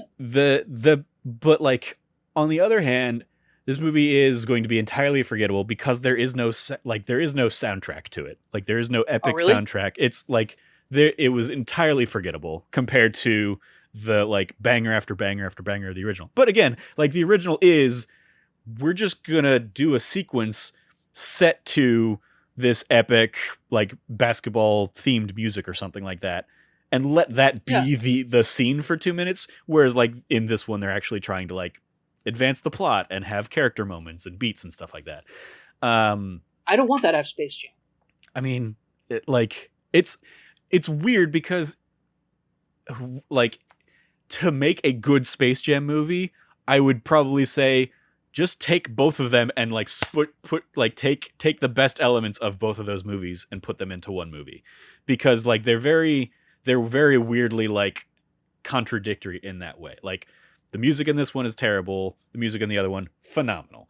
The story and the character beats of this one, good, not great, but they weren't like, I don't think they were aiming to be great and like life altering. But they're way better than like the character and beat moments that you had in the first one. You get a deeper bench of the Looney Tunes. I think they have more fun to do in this one. I think the game in this one is especially like better because like it tracks like first quarter, second quarter, like you know what is happening versus like just random cuts to the scoreboard and the Monstars are up 70-15 or whatever. Like they do a good job of like setting the stakes in this one, but it's not I'm not gonna say this is like life altering or anything like that. And then there is like the whole Ready Player One-ness factor of this one that is like incredibly egregious at some times, but then at other times it's like, oh, it's cool that they like found a way to fit those characters in. Like the scenes you've seen from the trailers of like everybody at the final game, and it is just like a shit ton of extras dressed up in whatever characters WB has like ownership over. Like that's dumb and weird and like doesn't really add anything. But when the Looney Tunes are trying to like get the team together, it is because prior to the events of the movie, Algae Rhythm went to Toontown or went to the Toon World and was like, hey, like there isn't a place for you guys here anymore, but in the greater WB verse, we can put you in other places. And so they go to like, the DC world, and Daffy is dressed up as Super Duck or something like that and trying to be Superman kind of thing. You have like Foghorn Leghorn in Game of Thrones world as a character and stuff like that. So like they have fun little crossover bits there, kind of, but then there are others where it's just like, okay, Granny and Tweety Bird are in the Matrix, which is a very outdated thing here in 2021 before Matrix 4 comes out. But is that why they're doing it? It's what WB has. No, it's because like, it's like they do a Harry Potter one too. It's the properties that WB has that they like can go into are the B-level properties in the world, not like compared to like Disney having Marvel and Star Wars and Disney. Like WB doesn't have that top tier of stuff. So they have like, again, they do like DC is the most relevant of the references that they're making, especially now in a post Game of Thrones kind of world and stuff like that. But I mean, it like the sentiment out there of like this whole movie is just an advertisement for HBO Max. I can't argue. I can't like argue against that really, because it very much is like, yeah, here's a whole bunch of other stuff on HBO Max that you could go and watch if you want when this is done. But it's it does at least have like character moments, and it's trying to have some heart and stuff like that. And I thought the game at the end is like a more engaging, more fun version of the game. Because the the Monstars, or the Goon Squad, I guess is what they are in this one, are much more based on whatever their like inspired players are. So there's like, they have a little bit more like character to them, and it is those people playing the voices as opposed to the voices of the Monstars or whatever. But they're like, I mean, like I like if you'd asked me to describe the character of the Monstars, I would say, well, they're like, I remember what the colors are, and I remember that they kind of each have like different shapes, but they're all just like faceless goons, versus like this one where it's like, well, there was the one that was a snake lady, and there's one that is a spider, and there's one that is like a hawk kind of thing, and like you can like, and they use those abilities that they have accordingly in the game and stuff like that. So like I think they're at least more distinct in this as well. But yeah, overall, I mean, it's still like, it's not a great, I don't think it was a great movie. It was like a fine way to, if you already have HBO Max or whatever, to, you know, waste a couple hours of your day. And if you're like a huge LeBron fan or something like that, you can watch that. But again, he's one of the weaker elements, and because like, and way more is put on him to like try and carry this movie than was put on Michael. 'Cause like there isn't a lot in the way of like a Wayne Knight to play off of, or a Bill Murray to play off of. It is like LeBron surrounded by CG or 2D animated characters or something like that, and he's responding to those things. And so it like, when he's playing off of other people in a scene, it's okay. When he's playing like on a green screen to nobody, it's not. And so it, like, there, like, he has moments to shine, but ultimately I think it's, the movie was not written to his strengths. Because in part, like, because people talk about, I've never seen it, but people talk about how he was great in Trainwreck, where he's playing like a comedic role and kind of stuff, because the plot of the movie is like the hook plot of him trying to get his son back and him trying to do this for his son. Like, it is a much more dramatic side of things than comedic. Like, he has a few little jokes here and there, but ultimately I think like a lot of the drama of the movie falls flat because he just isn't prepared or isn't equipped to kind of do it. Sure. But it was a fine movie. It's whatever. It's like, I would if you were like, which one would you rather watch, the original or this one? I would say probably that I would rather watch this one, but honestly, I would rather watch neither and just listen to the soundtrack from the original and call it a day. Like, if I had to do anything Space Jam related, that is what I would want to do. I would say just play the original album, let's call it there, and I can leave both of these stories in the dust. But yeah, I mean, I imagine it'll probably do well enough, and they'll probably try and like milk a sequel right out of it, and so probably get like a Space Jam 2, or like a, because I'm sure they'll probably name it that too or whatever, and then they'll make fun of the fact that there's actually the third Space Jam or something. But yeah, it's whatever. Let's go over to your NoPixel stuff. What's going on there, Cam? Because so we haven't talked about it on the podcast, but you did a NoPixel stream a couple weeks ago that I hopped in and like watched and enjoyed. But then you've been like under the weather and haven't been able to do another, at least not that I've seen, another stream, but you're still kind of doing it and keeping up with it just off stream. Yeah, I did a Stardew Valley stream this past Wednesday just for a little bit. Just doing what I could. Yep, I had that on in the background. Yep, I especially love your comment. Back in my day, we only had one farm. I mean, like, when you were choosing from different farms, I was like, oh, this is a new thing. And I knew the game has been like growing and evolving. I just didn't know to like in what areas and what extents, I guess. And something like, weirdly enough, like my sister plays Stardew Valley a ton still. And I think she and her and my brother-in-law like share a farm together and stuff like that. So they're having a ton of fun with it. but yeah, it was like you choosing which farm you're doing. I was like, oh, I didn't remember. I didn't know there were multiple farms that you could choose from. And actually, I finally got the mods that I was working on to work, and now I have a different game file that I've been playing that has like, it's much more expanded. There's new characters, new events. I downloaded this thing called Grandpa's Farm, which is a massive, enormous like section of land that takes like forever to clear off. I haven't even cleared it off yet, and just like feels more like an actual like farmstead rather than a small plot of land. Mm-hmm. It just feels much larger than that, and it feels really good to play through. And like the new characters are pretty fun for the most part. But yeah, so I did a stream on that on Wednesday. I've since been like making my comeback on streaming, and so tomorrow I'm going to be streaming again. Tomorrow being Monday, we're recording this on Sunday. And yeah, like just enjoying, but when it comes to NoPixel, I have been playing that off stream quite a bit. I encountered a serious issue where like my voice was I was encountering a bug where if I was talking, my volume would slowly drop out to the point where it hit nothing. And it was nothing on my part. It was like a server connection issue. That since has cleared up a little bit, but I've had to make some adjustments to like my input on my microphone and stuff to change that, to basically make it so that doesn't happen anymore. Which has been successful. But yeah, I've basically just been exploring more of Los Santos, doing more stuff, towing, fishing, hunting. However, I've met a few people, and I've actually met a few people, talked to a few people in regards to just different people doing different things in the city.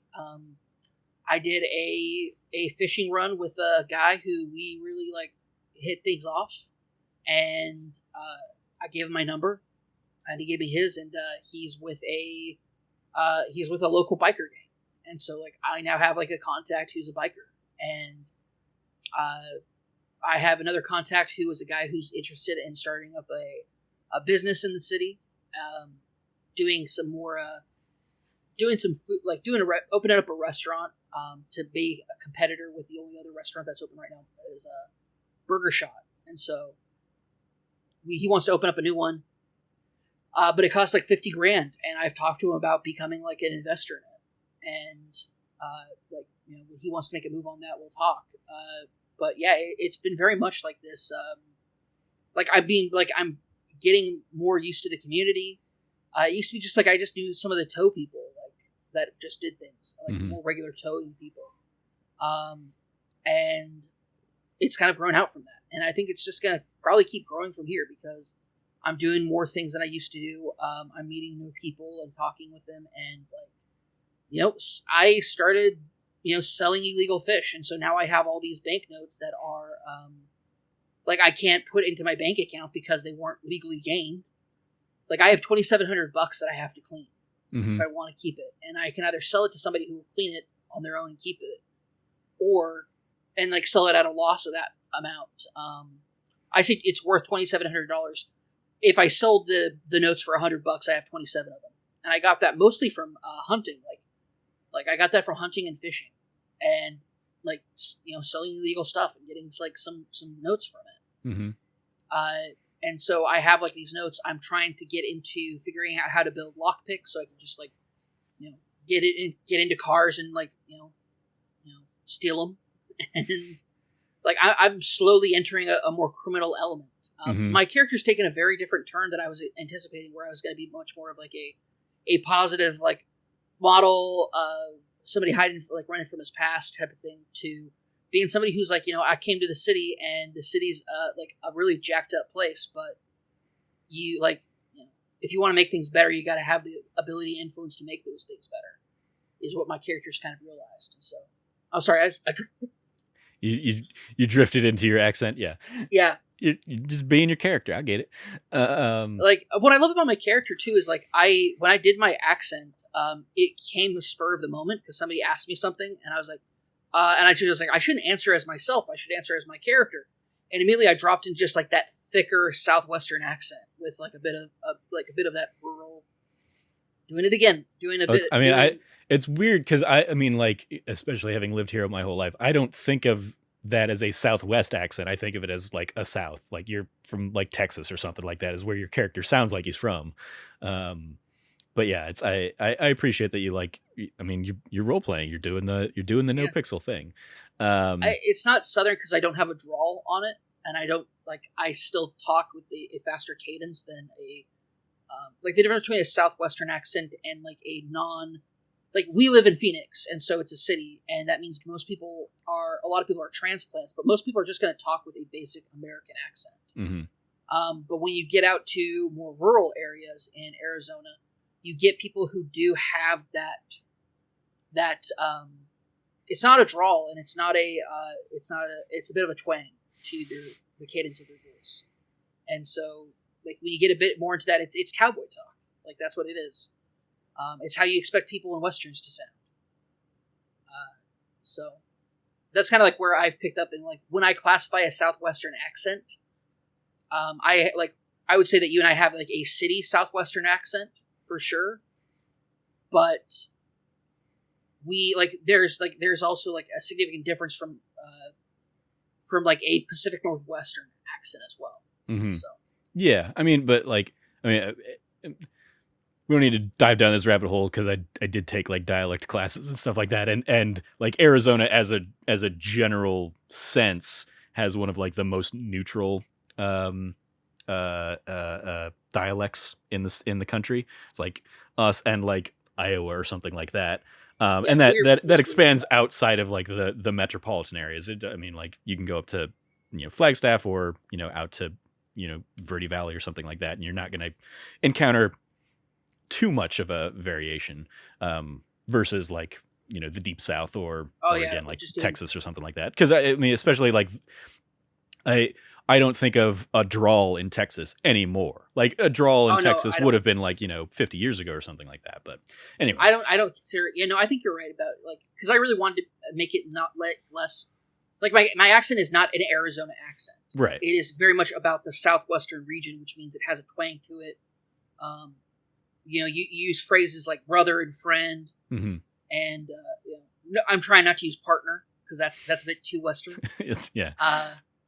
But like a Southern accent, and I shouldn't say just accent, dialect is really what I'm trying to give it more emphasis on. Like a Southern dialect would be like saying like, "Oh, bless your heart," mm-hmm.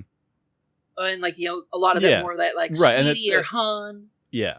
That's why I placed it more in Texas than than Missouri or something like that, or Tennessee or something like that. But Texas is weird though because it's kind of like split half and half between the South and the Southwest. So. Yeah, I think of it as like I think of Southwest as Southern California, Arizona, New Mexico, and Texas.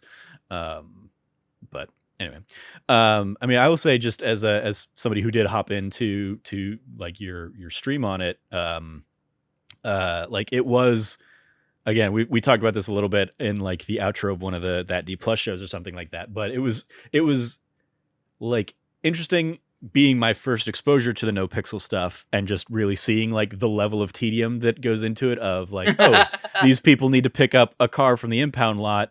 And you're there, so you need to sit down at the chair, then you need to like log into the computer, and then you need to get their like state ID, which they have to pull up from their phone or something like that, and then you have to like invoice them the bill, they have to pay it, and then you have to like drop the car. But because the game is configured in such a way, you have to make sure there's nothing else in the spot where the car is going to drop, and so you have to like you would get up and go walk them out to it and say like just make sure this area stays clear. And I'll go like process your car. Like that whole ordeal being a thing that I saw you do a couple times was like, okay, yeah, that seems like a lot. And then seeing you go and grab like, burger shot and you order food from the person, they have to make the thing and then get it to you. And then you have like, they give you the tray. And you grab the tray, you go sit down, you go into your inventory to like take the food out of the tray and then put the thing in your hand and then you can eat it once it's in your hand. Like there's just a whole bunch of extra like steps to everything that I was not anticipating.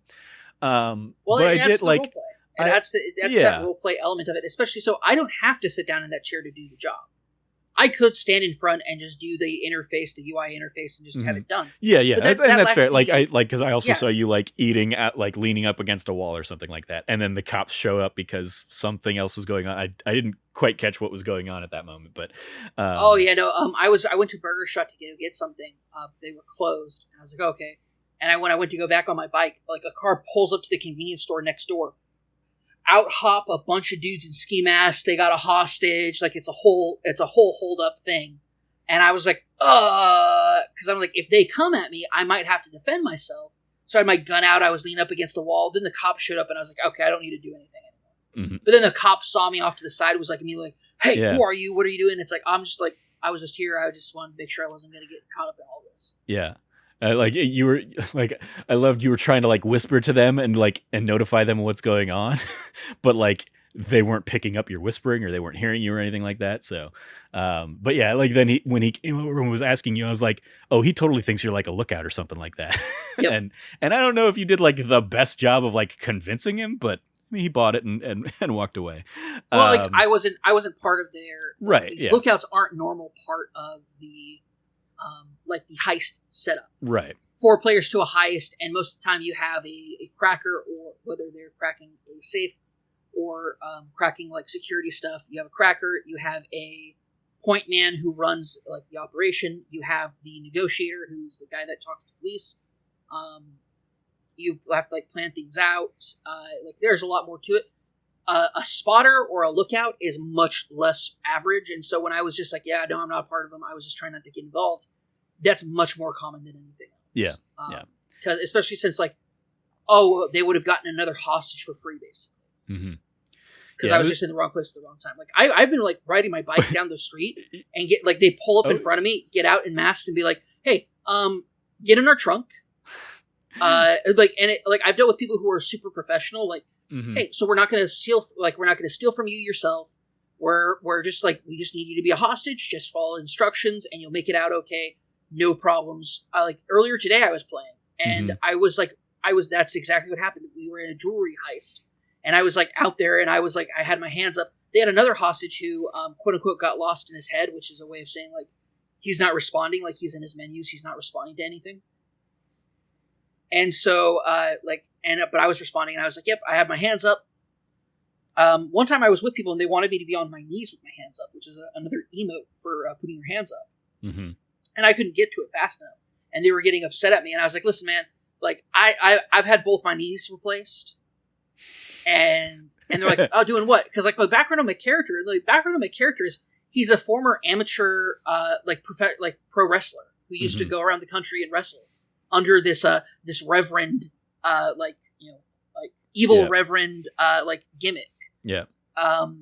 And like part of his backstory is it kind of got too real, and he had to like go on the run because he accidentally started a cult. Like that's further into his backstory that I've never discussed with anybody. In fact, that's the first time I've mentioned it on like recording anywhere. My character's background is like he kind of accidentally fell into being a cult leader, and through his wrestling persona. Because if there's one group of people who really want to buy into the suspension of disbelief and are also super fanatical, look no further than wrestling fans. Yep. So like I was like I have this entire I'm like actually this plays right into my backstory. I've had both my knees replaced, and they're like, oh, doing what? I was like, I used to travel around the country doing some serious athletic stuff, and they're like, oh, like what? And somebody's like, dude, were you a wrestler? Were you a professional wrestler? And I was like. Yeah, I was a pro wrestler. Oh, like, who'd you work for? I was independent, small time stuff, just going around the country on my own dime most of the time. And I fell into it again. It's become so natural to me to like just fall into this character. Yeah. And like I'm like, yeah. So they're like, okay, well, dude, don't worry about getting on your knees then. If it will cause you trouble. And they're like, and when the guy who's like figured out that I was a pro wrestler was like. Do you need food or a drink or anything while we're here? And, all this while they're holding you hostage for their robbery or whatever. Yeah. Like nice. Super polite, super kind. Some people like to put on like fake British accents and be like, we're gentlemen robbers. That was people do that. And that was another element. Like I don't remember, like I didn't see the actual like collision, but you definitely like I saw the aftermath of you clearly hit somebody and in your tow truck, and you had to go like pick up their body off the street and get them to the hospital, which that whole thing was like a weird, like you carried him to the passenger seat and kind of like were able to sort of drop him in there, I guess. And then you drug him. And I kept giving you crap because you kept pulling into the ambulance like drop off section, going the wrong way. Yep. In your big bulky like tow truck, disgusting tow truck kind of thing.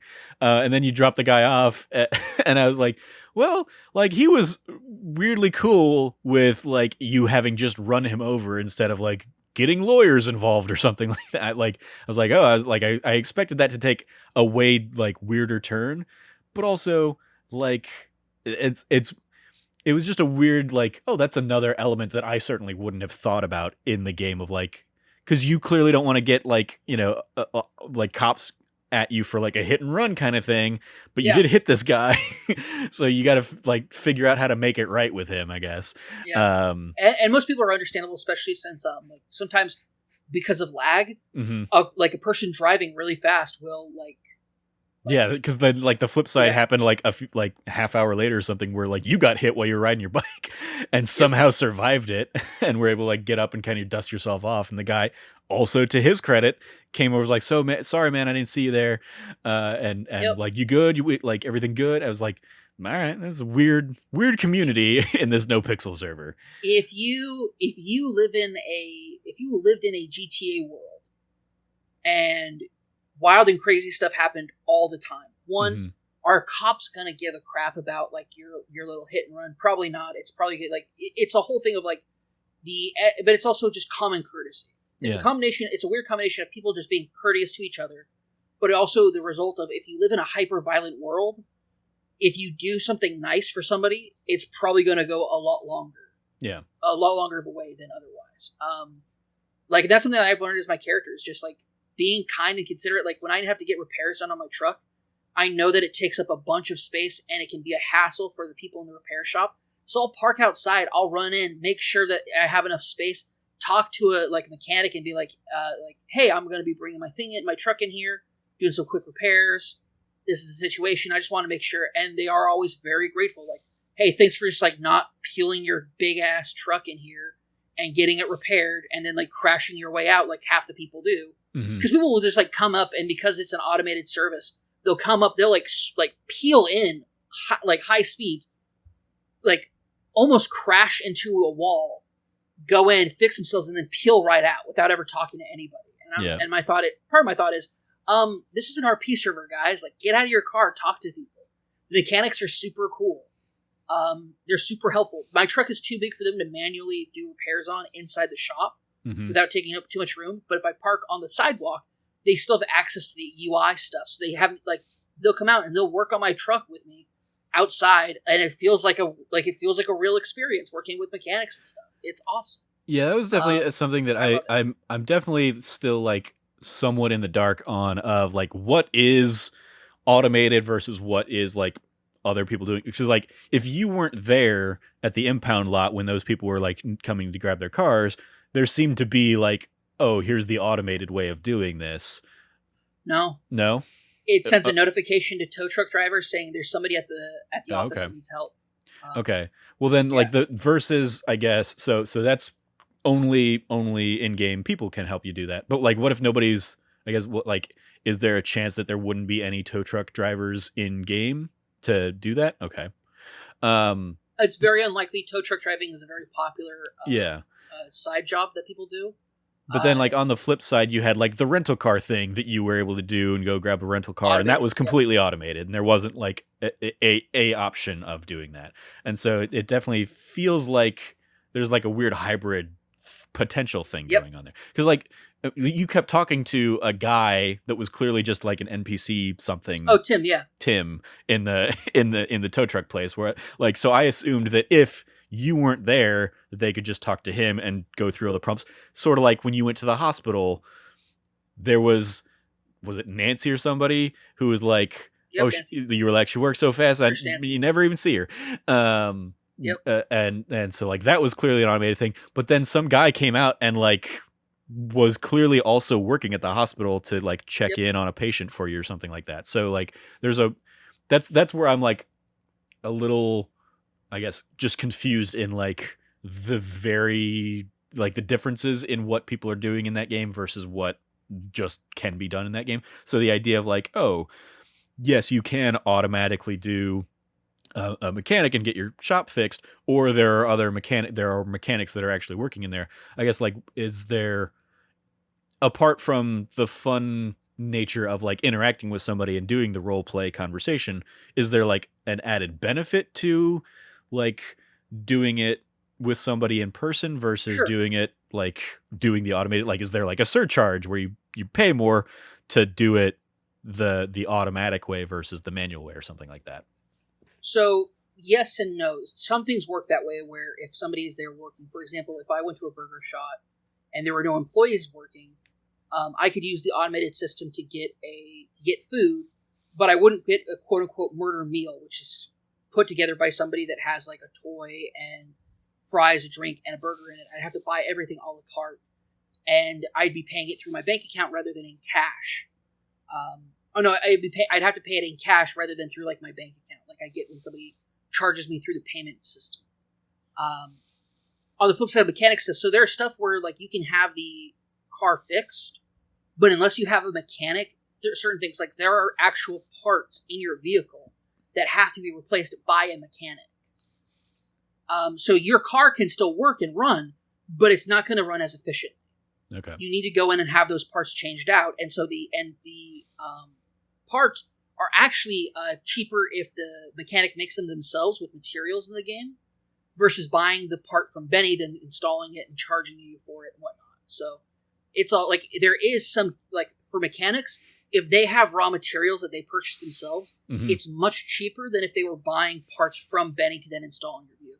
Yeah. Bring you back to Final Fantasy XIV. It's me being a miner and going and getting the ore rather than buying the ore from the marketplace or the shop or something, and then using that in the crafting. Yeah, I get it. Okay. Exactly. Yeah. There's stuff like that. Like, what part of what I love about this and why it's like more fun than GTA Online itself is because people are more aware of other players and more considerate of what's going on.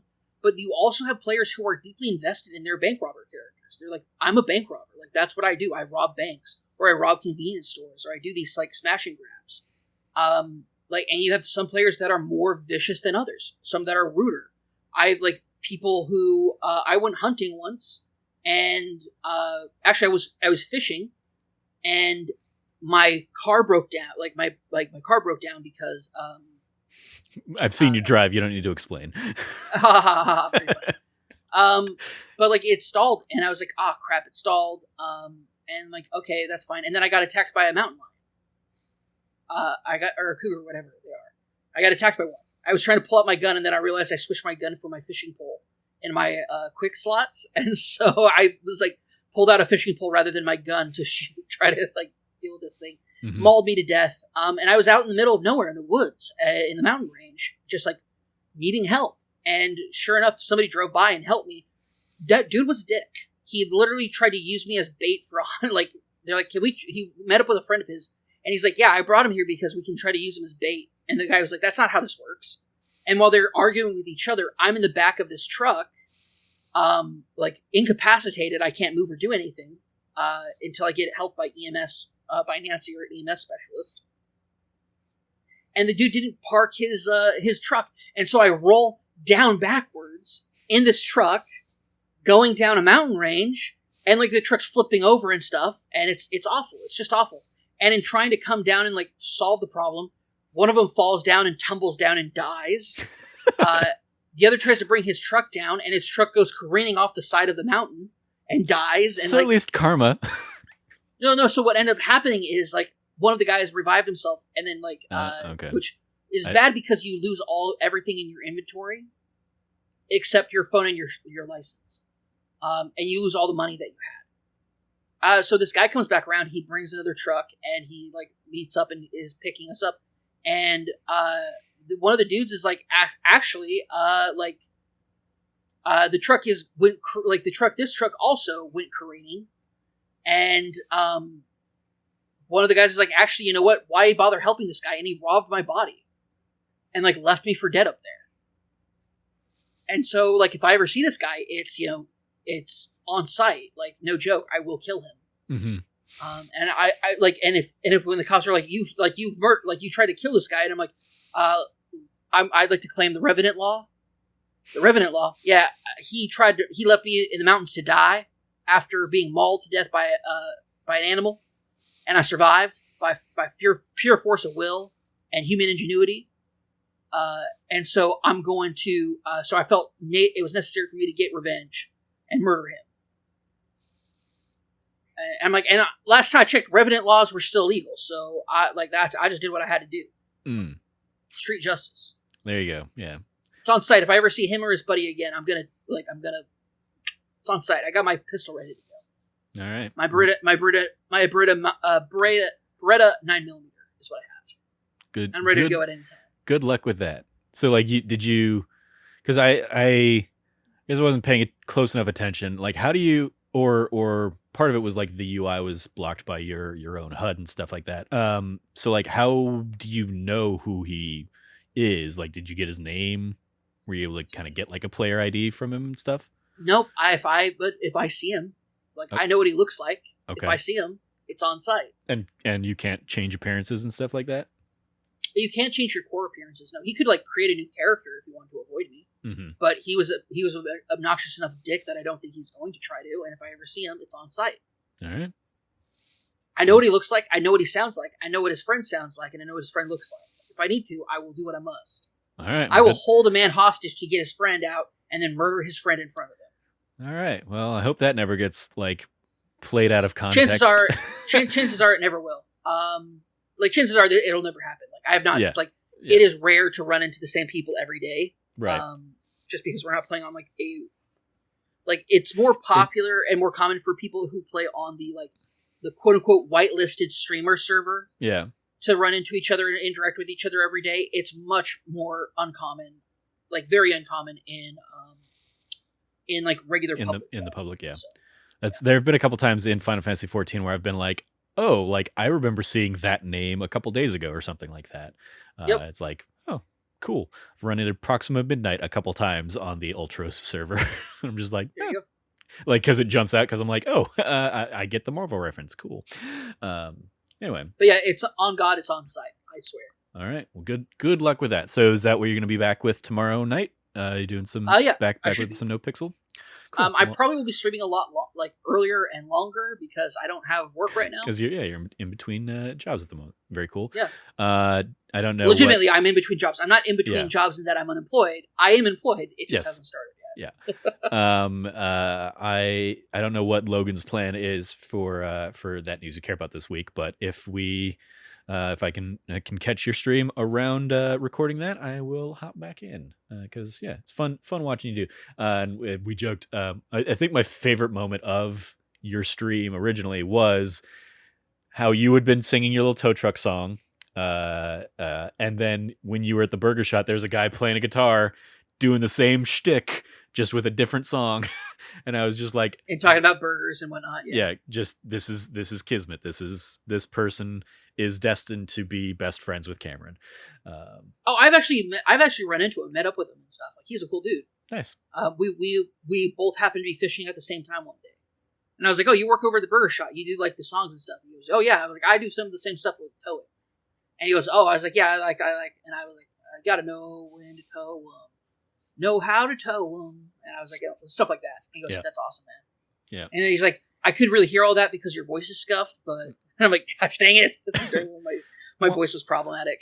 So, well, very cool. I'm glad you're having a good time with it, having some fun, and I look forward to seeing you return to the streaming on it. The last little thing I have is Black Widow. Have you seen Black Widow yet, or had any desire not yet. To go see it? I do want to see it. It's just I haven't seen it yet. Yeah, I won't dive into spoilers or anything like that. I saw it opening night kind of thing. Went back to Alamo and caught it there. Actually, it wasn't opening night because we were doing. No, was it? Yeah, no, it was opening night because we recorded and then we had to end. We had a definitive end point before I had to go see Black Widow. And then rather than doing what I would have done in years past of I'll go catch it, a second time over the weekend or something like that. I was just like, well, I can just buy it on the premium access and enjoy it as long as I want, as many times as I want. So I did that on Disney Plus as well.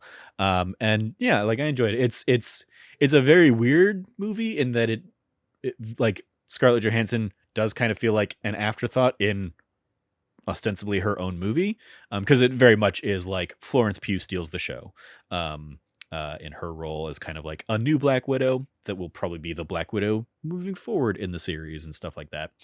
But David Harbour's a lot of fun too in there as Red Guardian, and they bring some much needed levity, I think, to the character and the subject matter and stuff like that. Apart from that, it was a very like I thought it was a very like good spy movie, which we haven't gotten a ton of those in the Marvel universe. Like it's not quite like Winter Soldier levels. I mean, there's a reference to a Bond movie early on in the movie, and it very much kind of feels like a Bond movie. In well, I mean, in the good and the bad things. It's like it's not, it's not going to be the most essential viewing of the Marvel Cinematic Universe and stuff like that. Mm-hmm. But it's a fun spy adventure for Natasha Romanoff to have and do with her like this makeshift family from her past slash the people she was like assigned to work with and stuff. So yeah, it was a lot of fun. I don't know if we'll eventually sit down. Like, I have this feeling eventually we'll sit down and do like an MCU summer or something like that, a la what we're doing with Star Wars summer right now. So I'm sure we will eventually do. It would have to be a year. It'd have to be a year of MCU. It would be a lot of MCU, or we would have to do it like we're going to do an extended run where we're going to go through and do a lot of the MCU stuff. And I like, honestly, at this point, I'm also waiting until, because I'm pretty sure they made a deal where the Spider-Man movies will be included on Disney Plus at some point in the future. So I'm looking forward to like when that's there as well, and we can just do all of them, and except the Hulk, basically.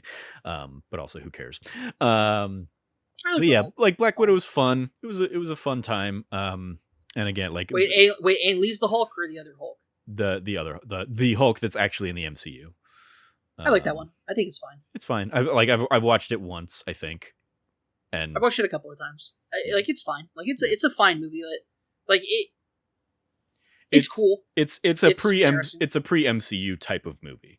Yeah. It's tied to the MCU, and there have been like a couple of very small things, and one of them is admittedly seemingly coming back in Shang-Chi with Abomination, but yeah, it was largely like the forgotten child of the MCU because the rights are Universal's and stuff like that. But anyway, Black Widow, I had a good time with it. It has a few like really funny moments, I think. And other than that, it's just a good action thing. I agree with a lot of the people I've seen kind of talking about it, of like, in the MCU timeline of things, this would have made way more sense if it came out chronologically right after Civil War, as opposed to years down the road now. This takes place during post Civil War. It takes place basically in the aftermath of the Civil War, specifically in the aftermath of like the Germany fight. It like, because it's like the whole sequence basically takes place while Natasha is on the run from that, and then like inserting it back into the timeline, like the movie kind of ends with her, light spoilers or whatever, but it ends with her going off to like free people from the raft, which happens basically by the end of Civil War, by the post credits of Civil War or whatever. So it is a like, we're going back to a point in the MCU where we can kind of just slot in this story. Okay. So like, as a result, like it's not the highest of stakes. Like, she turns out fine by the time Infinity War rolls around or whatever. So like, you're never really fearing for Natasha's life. Because it kind of falls into that trap. But it was fun. It is a fun adventure that also does a good job of like tying into other things that had been brought up about the character. Like there's a whole bunch of like Budapest stuff, and referencing basically like we finally see what happened at Budapest, Oh, cool. in this one, that is kind of like has been like living with her. There's some reference to like her scene with Loki in the original Avengers movie where he's kind of goading her about how much red in her ledger and stuff like that. Some of the lines referenced in there come full circle, and you get to kind of see what those were in reference to here in the Black Widow movie. Cool. All right. Yeah. So it's like a fun, like it is a fun bit of closure for this character, I guess. Especially since we know, where her ultimate fate ends up with Endgame and stuff. It's not trying to like recontextualize that too much, but it is giving her like a nice little swan song standalone thing that again is probably years too late in the grand scheme of things, or would have been better served years earlier. But it really, I think, is almost as much, if not more so, setting up Florence Pugh's future role in the MCU and where that's going to kind of go from there. So, and she, it's a good handoff. She's a standout. Yeah. She continues to be one of those people that is like good in everything I've seen her in. And she, from all I understand, she's good in the things that I will never see her in, like Midsummer as well. But like, I mean, like she was great in Little Women. I've never seen Fighting for Their Family, but I understand she's great in that as like playing Paige. And that's one that I actually do want to go sit down and watch at some point. But yeah, she's a ton of fun in this. And that's her. Yeah. Yep. Dang. Okay. She's cool. I like her as an actress. She's really cool. Yep. I knew her. I saw her in Little Women. I was like, oh, that's the same girl who plays Paige in the Paige, like Fighting with My Family movie. Yep. Weird. Yep. Okay, that's super weird. Yeah. All right.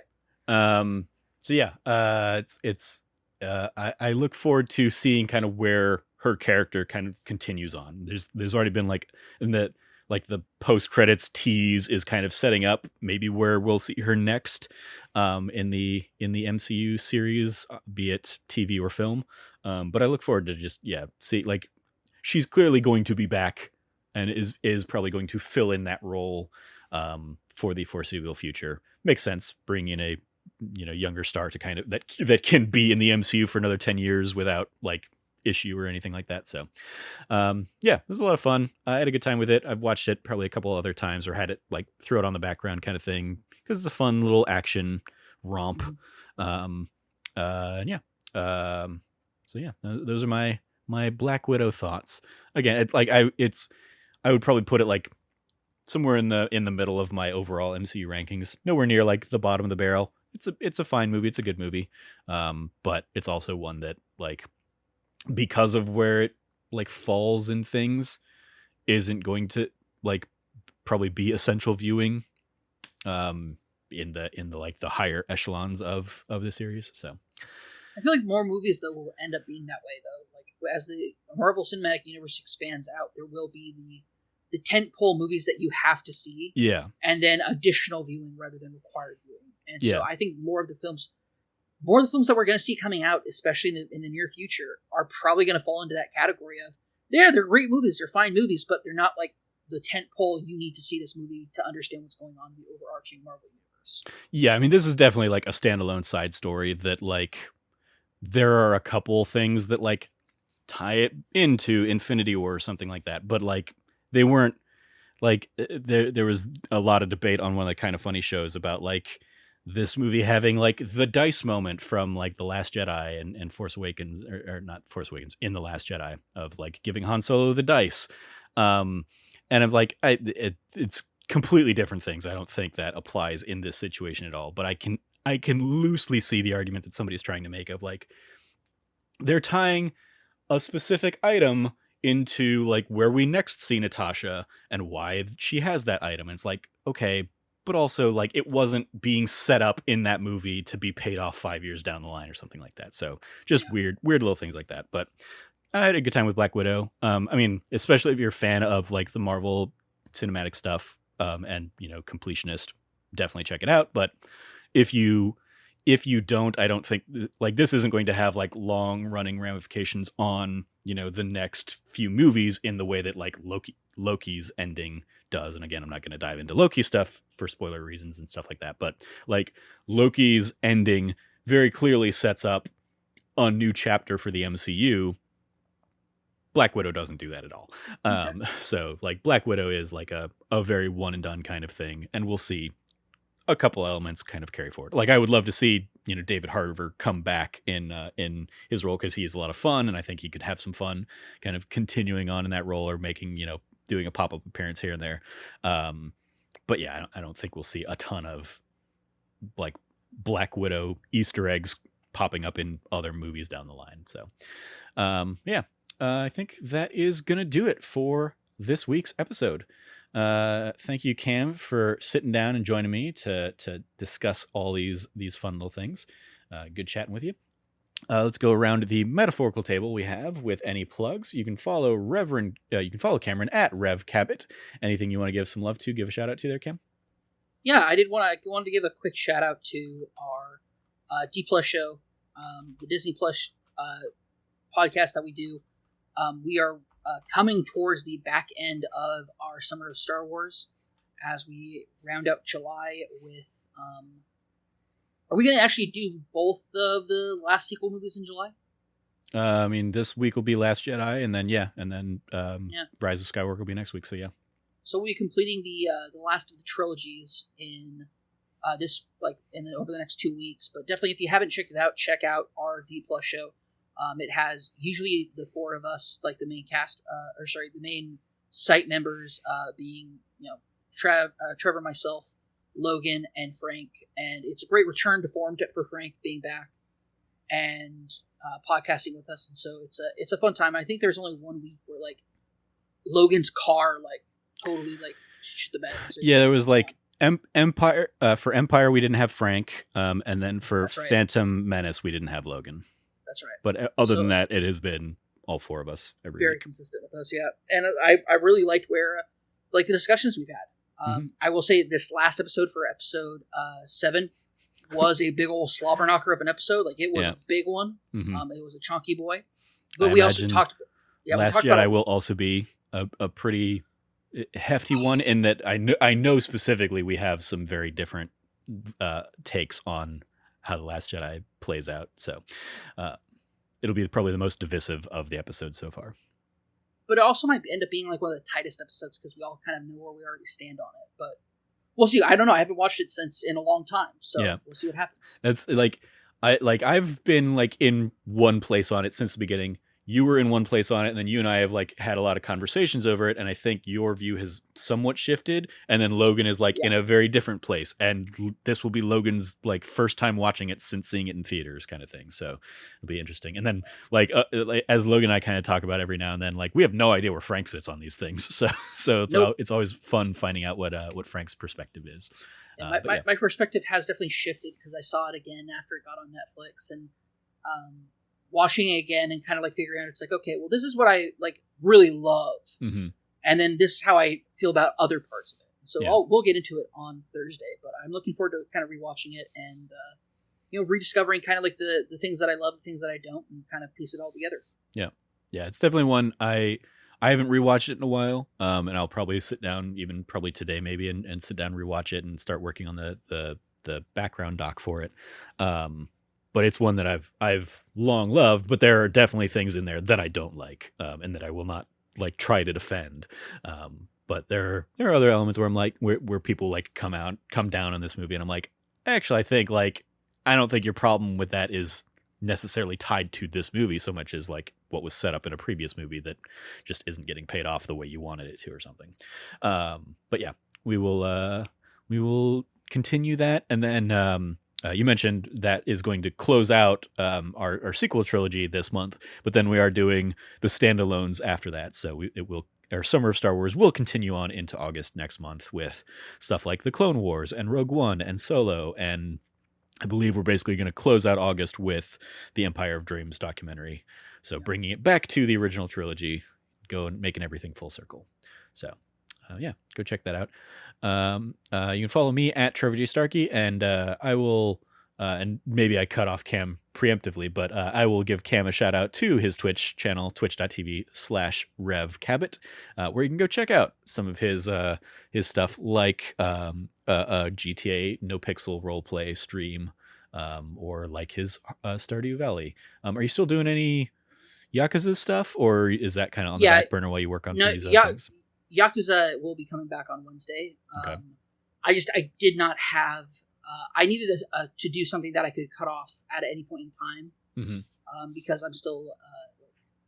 Stuff happened on Wednesday. Like, things happened after Wednesday that, like, a lot of the problem has, like, cleared up. I'm not having so much of an issue with it anymore. I'm dealing with, like, the aftermath of it. And so, like, dealing with all that, I'm being very cryptic for a reason. It's not because I'm like, oh, I have this, like, weird sickness. It's like, it's a very, like, what is happening to me is pretty normal.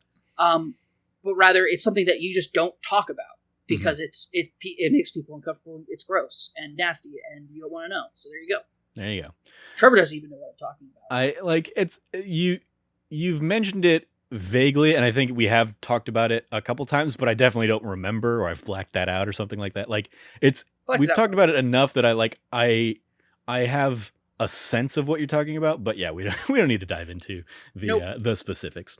But go check out Cameron's Twitch streams. I'll also give a shout out to our YouTube channel.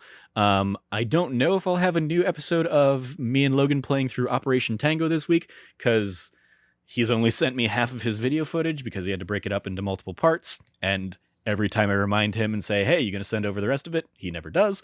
So we'll see if we have a new Operation Tango, but we did upload episode 3 of Operation Tango last week, so go check that out. That was a lot of fun. And then, yeah, I don't know.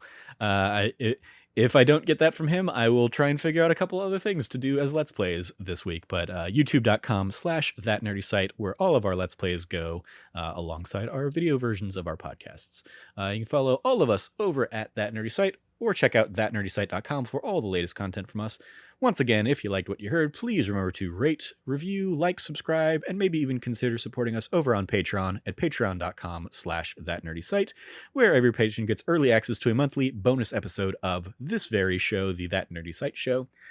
This month's episode is me doing, speaking of going back to the MCU, me doing a pre-Black Widow tier maker list of basically the Infinity Saga of movies, going through and ranking those just as a one-off solo show.